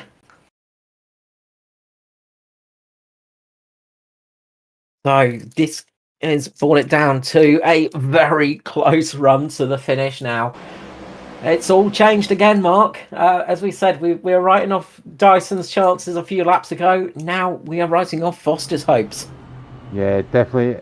And it's not the way Ed would want to finish his. Just a slight touch, and that was enough for him to really go around.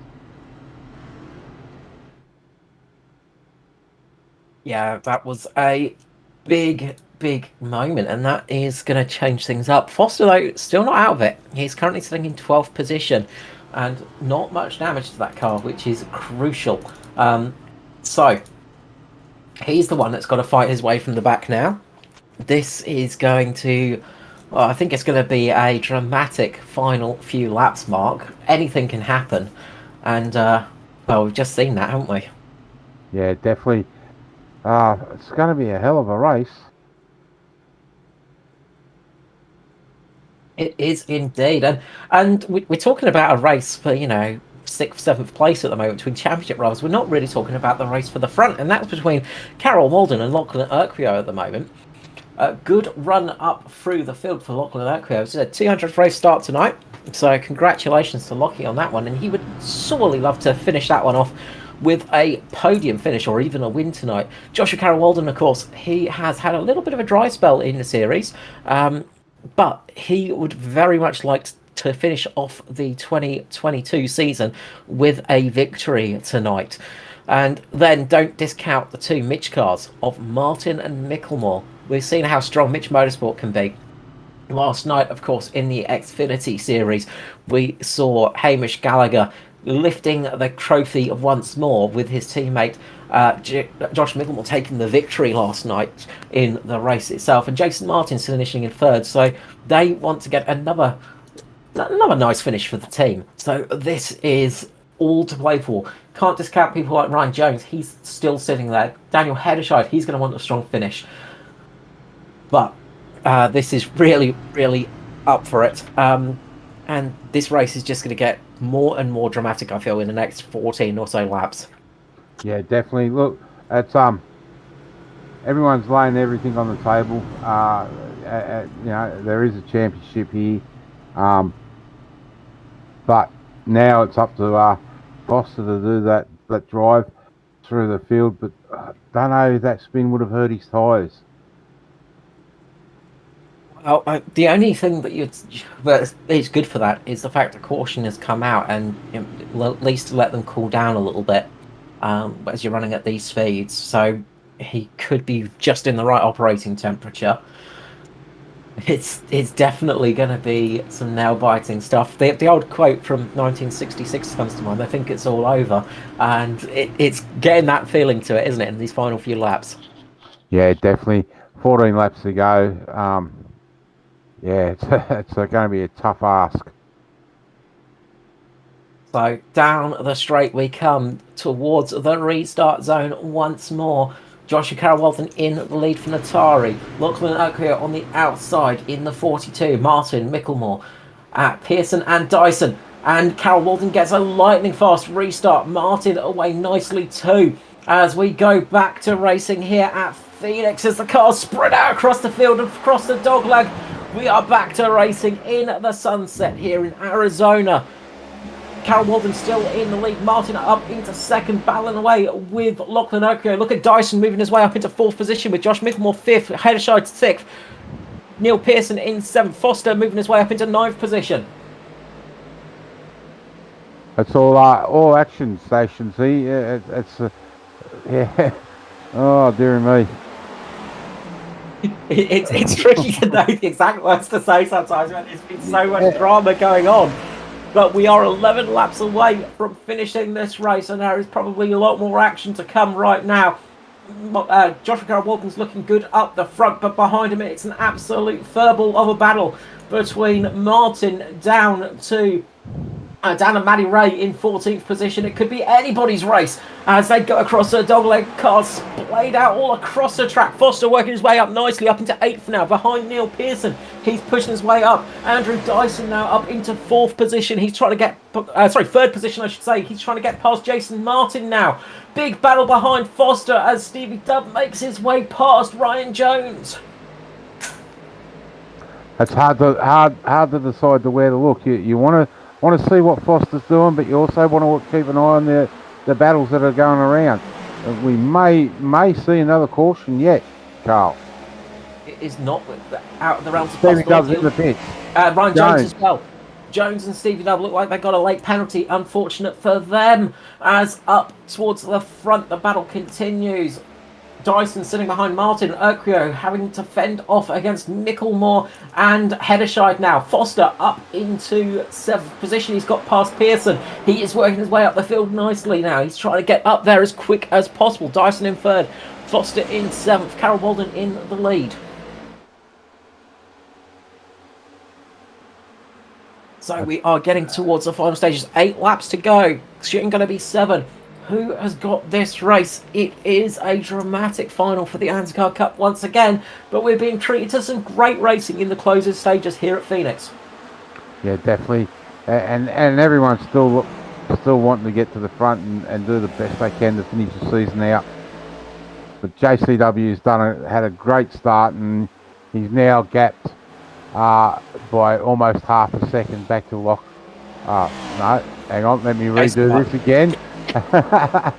Oh, Jason Martin. So he's nearly got a second gap on Jason. So if JCW can just keep this thing straight, I say that he's going to take out round 35. He's looking good at the moment with 6 laps remaining. He's sitting pretty, a little bit further back. Urquio's having to defend against Micklemore, and Foster's just sitting behind those two with Daniel Hederscheid in front of him, thinking, oh, I can do so much. I can try and squeeze up there. He is able to see that orange car of Dyson in front of him right now as he works his way up the field, getting past Hederscheid. Only 2 cars between himself and his target of Andrew Dyson now. Josh Carroll-Walden pulling out nicely in front, again setting fastest laps of this race. He has got some great speed in that car in these latter stages. He's definitely found something in the last stage of the race. He has got he's got the nail between his teeth at the moment, and he is absolutely pushing it. Jason Martin as well is flying along in second place. He's really wanting to hold on to that position, have a strong finish to this race. As Lachlan Urquio just gets a little bit wide, Micklemore's looking to have a bit of a sniff on him now as they go across the dogleg. The fights are still on, 3 and a bit laps remaining. We are very much getting to the close of this championship, the close of this race now at Phoenix.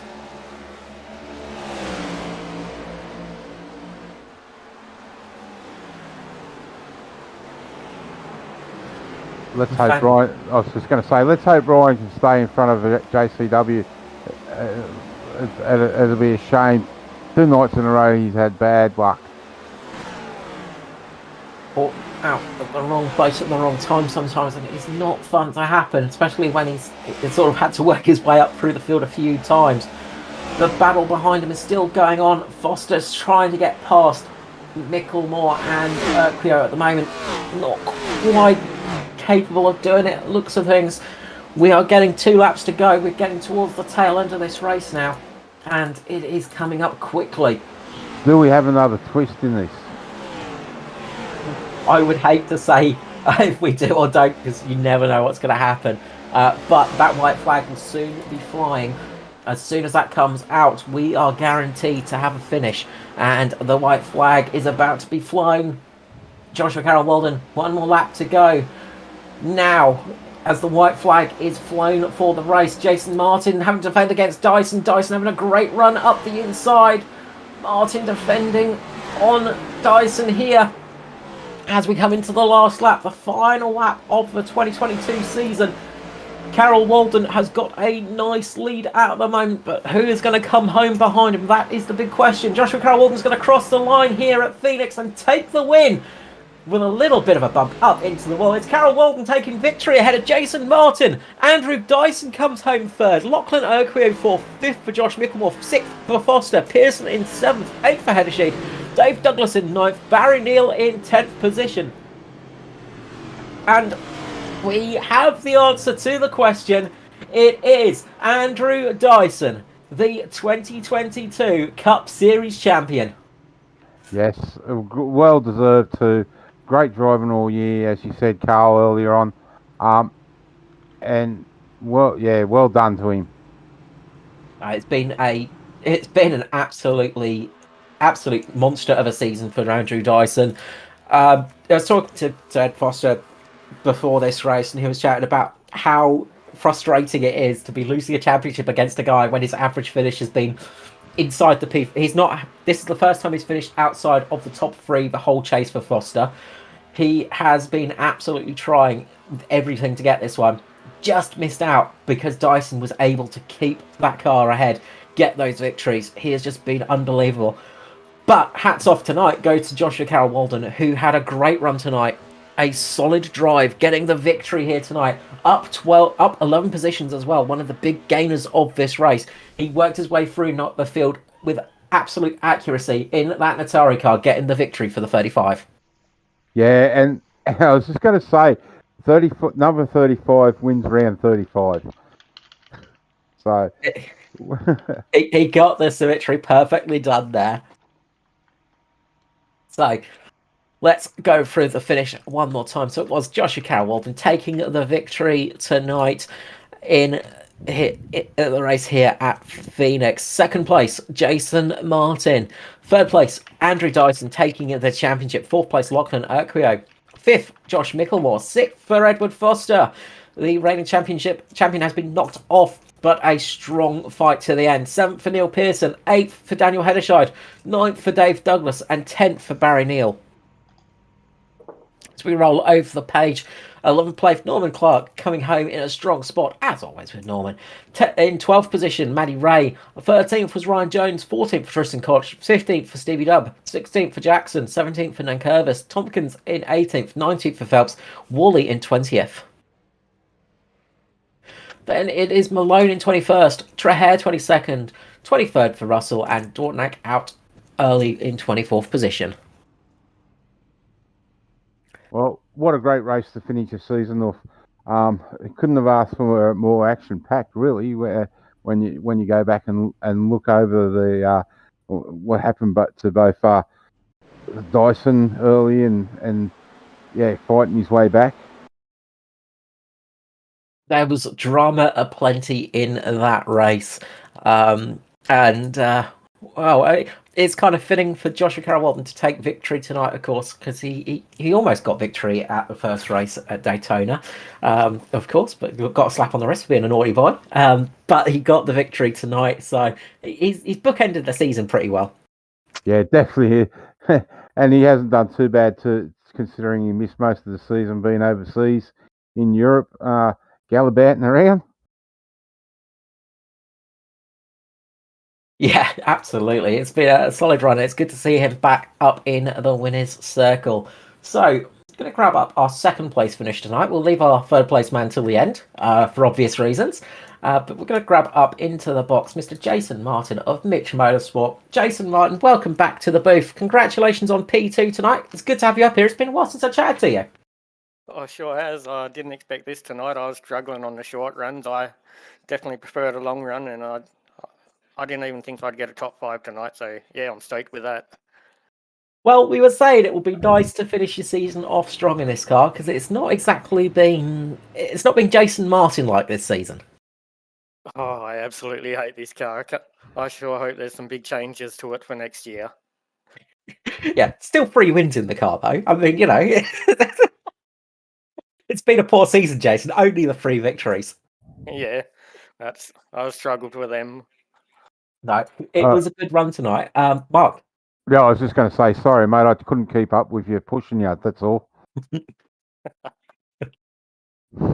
Obviously, a strong couple of nights for the team as well. Yeah, good to see Josh up there again. So, yeah, great finish to the season for the boys. We've had it pretty rough in this series. So, yeah, good to see some decent results to end the series and end the season on a bit of a high. It's good to end the season on a high because hopefully it will keep you pumped up, ready for next season to come back and absolutely dominate. Oh, not likely. Them days are long gone. We know never to write you off, Jason. It's a silly mistake that we've made in the past. But a strong race tonight. I mean, you looked really strong in the final stages of that race. You said long run pace was there. Having to defend against an Andrew Dyson at the end, though, not the easiest thing to do this season. Oh, I was just absolutely sending it, driving it as hard as I could. If I spun, oh well, no big deal. I had nothing to lose, so I was just driving it on the absolute edge, but still had nothing for JCW. No, he had he was quite quick up the front, just pulling that way a bit, and just to hear from you, not quite having it there for him tonight, it says a lot. He had some pace, but you had some pace and just kept the car absolutely in the right place at the right time tonight for P2. Congratulations. Before I let you go, Jace, the usual thing of love and shout out to sponsors. I got to thank the boys at Mitch Motorsports. A couple of championships looking likely in other series, and some decent results lately. The sponsors, Affinity Constructions Australia and Mad As Designs. Well done to Dyson on a championship, and Ed, they were the class of the field. Well done to everyone in ANZCAR, great league, awesome racing all year. Looking forward to more.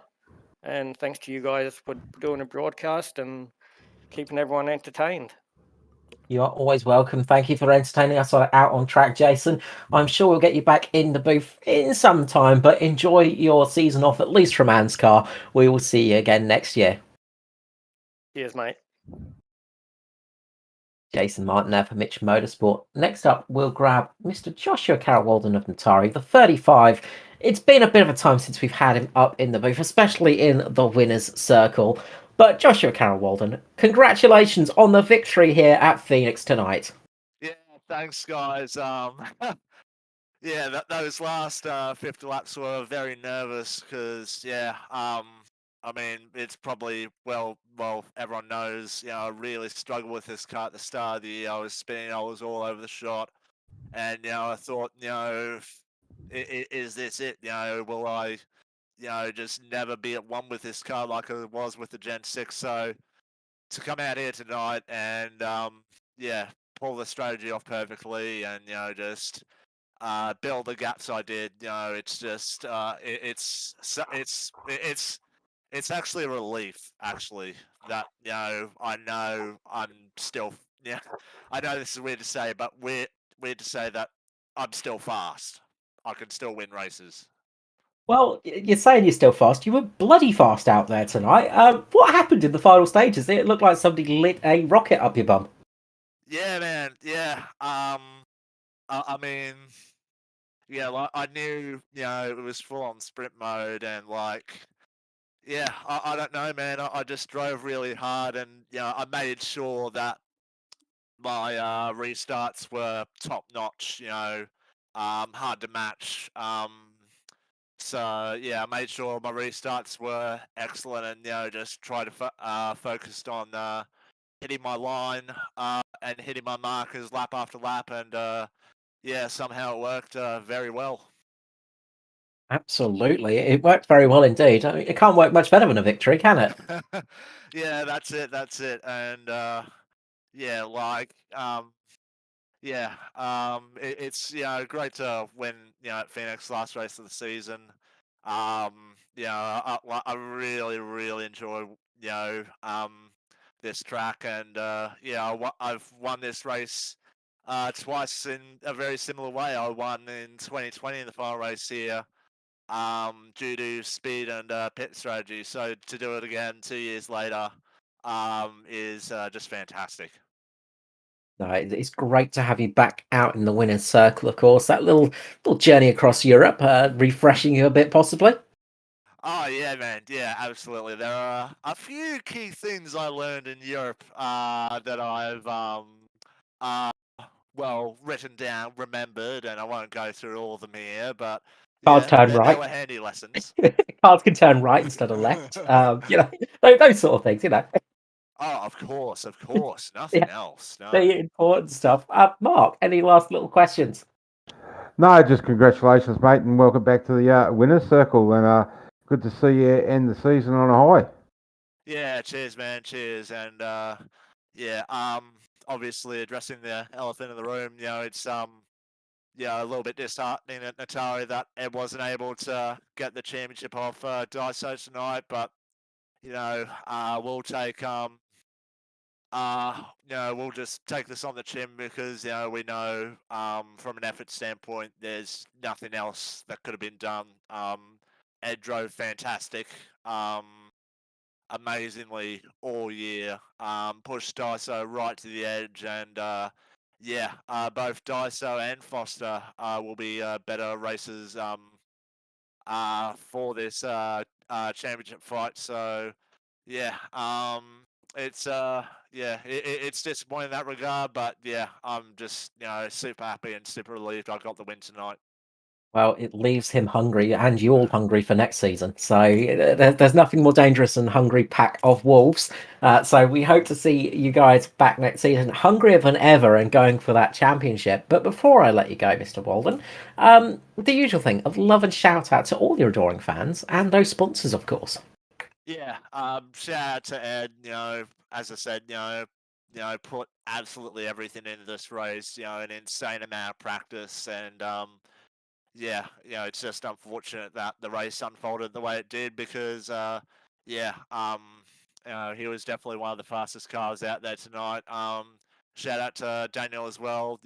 Really, really fantastic year. Third in the championship. Um, in his first full-time season. That's just simply incredible. So really, really proud of the effort he's put in this year. Um, Shout out to Norman as well. He had a fairly decent um, race tonight. It's fantastic to have him on. Um, Shout out to our sponsors, AJD Australia and Flu 4 Limited. Massive thanks for um, supporting us throughout 2022. We really, really appreciate it. Shout out to all the ANZCAR admins, Sean, Matt, Ed, Carl, Danny G. Hope to see you back more regularly next year, Danny G, because do miss racing you a little bit. Shout out to Mark as well and Matt Hunter for doing the broadcast. And shout out to everyone that's racing ANZCAR this year, because this has been a fantastic, very competitive year racing, and can't wait for Speed Week in 2023. Absolutely. We look forward to seeing you there, JCW. Thank you so much for the racing this season, and congratulations on the win tonight. And we will see you here back next season, hungrier than ever, I'm sure. Yeah, no worries. Thanks, guys. And finally tonight, we usually grab up the third place man first, of course, but a little bit of special circumstances tonight. We're grabbing up the third place finisher last tonight for some obvious reasons. The 41 of Mr. Andrew Dyson. Congratulations on third place tonight, Dyso. And I think there's something else we need to congratulate you on. Oh yeah, the championship. Well done, Andrew Dyson, 2022 Cup Series champion. Thanks, lads. I don't really know what to say other than to thank everybody who thanked me after the race. It was really humbling, even with a bit of weird circumstances at the end there. But I mean, kind of don't want to ignore that, but probably put that aside a little bit and just say the racing before all that was awesome. Even racing, like, I know at the start it was pretty tough with Daniel. Like, he was doing everything he could, and it was pretty tough, and it was all fair and hard racing. So that was cool. And then even at the end there, like one of those last restarts, he was basically just parking the bus and I'm driving into the back of him. It was pretty full on stuff, pretty tense stuff, but all around good race. And it's just a shame that it kind of ended weirdly for everyone watching, I guess. Well, it did end a little bit strangely, but a bit before that, you had a penalty. Yeah, that's probably part of it ending weirdly. I mean, that was just, I don't know. I don't think I've done anything differently. When I want to go early at the zone, I've generally been doing the same thing. Maybe I did just jump it a little bit too much tonight and didn't get away with it. And maybe I've gotten away with it every other time. It's as simple as that. So, it's a weird one, because if I hadn't have done that, I probably wouldn't have set up a chain of events. Yeah, so, I don't know. It was that butterfly's wing effect, wasn't it, almost? Yeah. We saw you going in, obviously, a little bit... It was a little bit sketchy coming into pit lane to serve that penalty as well. I wasn't too happy about things at the time, I'm sure you can imagine. Really? I didn't notice in the way you were driving. Yeah, I had one hand on the wheel and my other hand's on the keyboard and the mouse, and it's a bit all over the show. And I nearly wrecked like 3 times. I kept blowing up saying, I'm wrecking now. Now I'm wrecking. And Neil's just telling me to shut up and just stay calm and everything. It was thanks, Neil. Yeah, see, that's where teammates can be extremely useful in the relaxing part. Yeah. That is good that he helped you out, because obviously if you damaged the car and things, it wouldn't have ended as way it did tonight. And a great comeback fight from you, coming back towards the end of this race. Yeah, I mean, it was that last start was when I made up all those spots. That was cool. I really needed to do that. And I could see where Ed was, and I had Whirly in my ear telling me like how close I needed to be and everything. So we're on the case. Like, we probably weren't really prepared, but during the race he worked it out for me. So thanks, Whirly. And just had to work out where to finish and how close I needed to be, and I could see where he was, and that was when I was kind of expecting Daniel to make things tough, and he did. And it probably would have been a pretty hard fight from there on if it had stayed green. That's for sure. No, absolutely. Mark, any little questions? No, I just want to. How the hell can you get down pit lane so quick and get service done? That's definitely one thing that you're going to have to share the secret with me.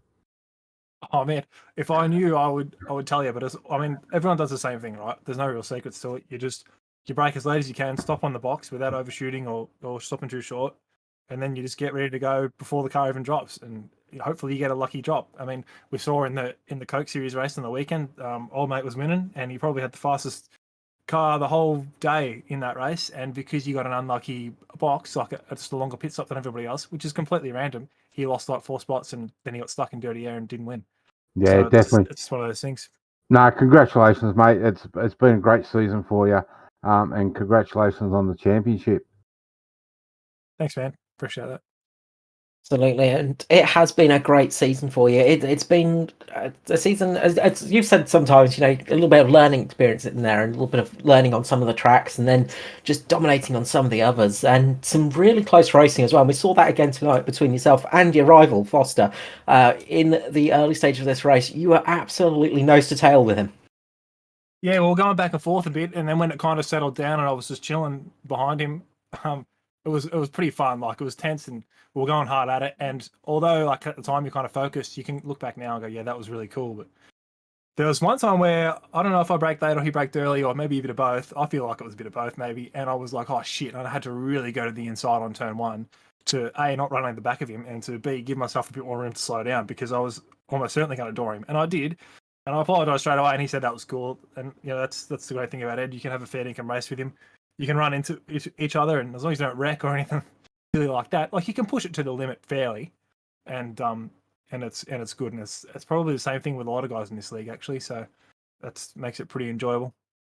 It's been enjoyable to watch. That little bit of door rubbing absolutely brought the tension up tonight. It was a race of extreme tension. In fact, there was drama all throughout, but you kept your head level, got to the end, finished ahead of Foster, got P3 as well, so you even got on the podium, and of course got the championship. Another solid run from you, but a absolutely brilliant season from yourself, Andrew. Congratulations. Well-deserved pat on the back, and well-deserved champion of 2022.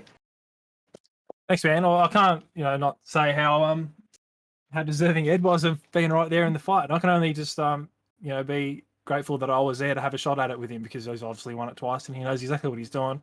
And when it comes to this time of the year, you can see that he turns it up and gets fair income about racing it, and he's damn good. So it's good to race someone like that, and a shame it ended up the way it did. But with the way it finished, sort of thing, I'm not super impressed about it, but that's the way it is. And hopefully next year I can come back and try and do it again. Hopefully next week we can have a nice repeat where it's both of you side by side rubbing doors to the very final lap when it comes down to the finish. Yeah, that'd be much better. That's the trouble with motorsport, is it doesn't always deliver those, but we still got a blinder of the finish tonight. Before I let you go, Dyson, the usual thing, shout out and love to all those sponsors, all the Adorant fans, of course, and everybody else. I just thank all the folks who race, really. I mean, if people don't race in the series, then it's obviously got all the organisers and everything like that who put their time and effort into making this happen. But if the people don't show up, it's not really much of a thing, is it? So, thanks to everyone who showed up and raced and made it so good. And everyone's kind of saying the same things. Such a good year racing. It really was. There was a lot of long green flag runs, which is great. It goes to show everyone's really got a handle on the cars. Even though early on it was a massive, loose thing to drive. Everyone did a great job with it. And as the year went on, the car got better. It showed that a lot of the guys that race in this league are very good at what they do, and it makes it very tough to get near the front sometimes. But I thank all the guys for running the show as well, because like I said, it's a lot of time and effort goes into it, and their own money as well. That put their own money into it to make this happen. So thanks a lot to those guys, and of course all the guys at DPR. Big lads. What's the thing I say again? Shout out to the shout out to the boys. Or shout out to the boys. Yeah, That's the one. I forgot it. Jeez, I'm losing my marbles. It's been a long season. And shout out to Simrigs, Phil and Derek at Simrigs. They've helped me out massively over the sim racing thing I've been doing. So thanks to those folks, and of course all the others at Southwell and Phoenix Smokers. That's Derek actually. He's at Simrigs, so I've already got him. And Bandmax Mechanical, Neil for the paint jobs as always. And the series sponsors, 24/7 Sim Services, for getting behind it. Really appreciate it. Look, a big thank you to you as well, Dyson, for giving us such an entertaining season, and well done on a well-deserved championship for 2022. Thanks, man. And hopefully we'll see you back next year. Yeah, I'll come back next year for sure, man. Maybe I'll take it a bit easy and just drop the hammer in the last 10 races and try something different like Ed does. Yeah, I mean, yeah, I'm not having to dig. He's fair income, good racer when it comes down to the last 10 races. That's for sure. We look forward to it. Thank you so much, Andrew Dyson, and we'll see you again soon. Thanks, guys. So, Matt, season is done and dusted. Last race is over. It's been a long one, and you have done a lot of work this season. So, a big thank you to you, of course. But some of the highlights. I don't. It's hard. It's so. There's been so much to do. It's just all been a real big blur, really. I think a highlight is good to see new challenges coming up and battling. Obviously, a new champ is good to see. The competition breeds more competition. It lifts the game. Andrew has set the bar, and Andrew and Ed have set the bar. And if you want to win the championship, you've got to do well. You've got to beat them, And if you've got to beat them, you've got to get better at racing. So, really good to see that the competition side of it's really gone up another notch. Like it just gets harder and harder every year. Or gets better and better. I think good racing. 3 solid seasons, probably another highlight as well. Absolutely. Having the truck and the Thunder and the Cup. There's so much going on that I'm just trying to think. I don't know. There's so much to think of. It's impossible to do on shorthand notice. But it's been some fantastic racing. And as I said, big thank you to you, Matt, for all your hard work you've done this season on all the graphics and all the hard work of sitting up here in the booth and actually doing the work while we just sit around talking. Speaking of talking, Mr. Mark Johansson, big thank you to you, of course, for this season. Thank you for jumping up and helping out. It's been a real big help for us all. Of course, your season's not quite done yet because we have got the Weekend Warriors coming up on the weekend. Yeah, mate. Yeah, and I was just going to say, if anyone wants to see round 2 of Dyson and Foster, they are in first and second in our Triple Crown, and Ed's also in the battle there for the championship. So it all comes down to our Daytona 500 this weekend, which you can see right here on Performance Esport, Eastream, I should say. Yeah. Look, thank you to Ed and the admin for allowing me to come along and call the races with you, Carl. Thanks to Matt, both from doing the ANZCAR and jumping in and helping us at the Weekend Warriors when we've needed it, and to all the people that tune in. Thanks very much for putting up with my terrible voice over the season, and to the races, mate. What can you say? These guys, and I run the oval racing. If you want to run the best, you need to be running ANZCAR. I've said it right from the time I started my league. This is the best series in Australia and New Zealand for oval track racing. Absolutely, and thank you so much for that, Mark. It's nice to get some praise now and again, and we hope to continue that, of course, into next season. For all the news and updates, head over to the ANZCAR Facebook page. That's ANZCAR over on Facebook. You can get all the latest information there. Also, ANZCAR.com, the website. You can find details for that as well. All the information goes there. I always forget about that page because my brain always goes to Facebook first because I'm old and useless. Well, I'm hoping to have more time next year to be able to do some work on it because unfortunately it has slipped back to the list of work because but we'll hopefully do some work over the break and get that tidied up for next year and get that pushed out a bit more.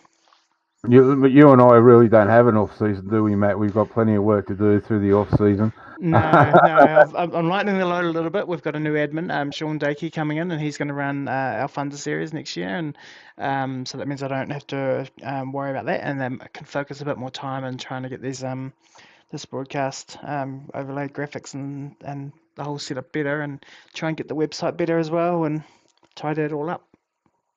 Absolutely, get it all tidied up. While you guys are working hard, I can just go off and sip my Mai Tais on the beach. So I'm looking forward to that. But yeah, a big thank you to everybody for joining us this season. A big thank you to everybody for working hard behind the scenes. Of course, we've said their names a fair few times, but a big thank you to the admin and, of course, all the drivers because we couldn't do it without them. And again, for all the viewers as well, it's been fantastic to see and all the support we've had this season. We hope you can join us next year for the 2023 ANZCAR Cup here. We'll be on Performance eStream and the ANZCAR Facebook page as well for all the details. We will see you then from us for 2022. We're going to wish you a good night and we will see you next year. Bye bye all.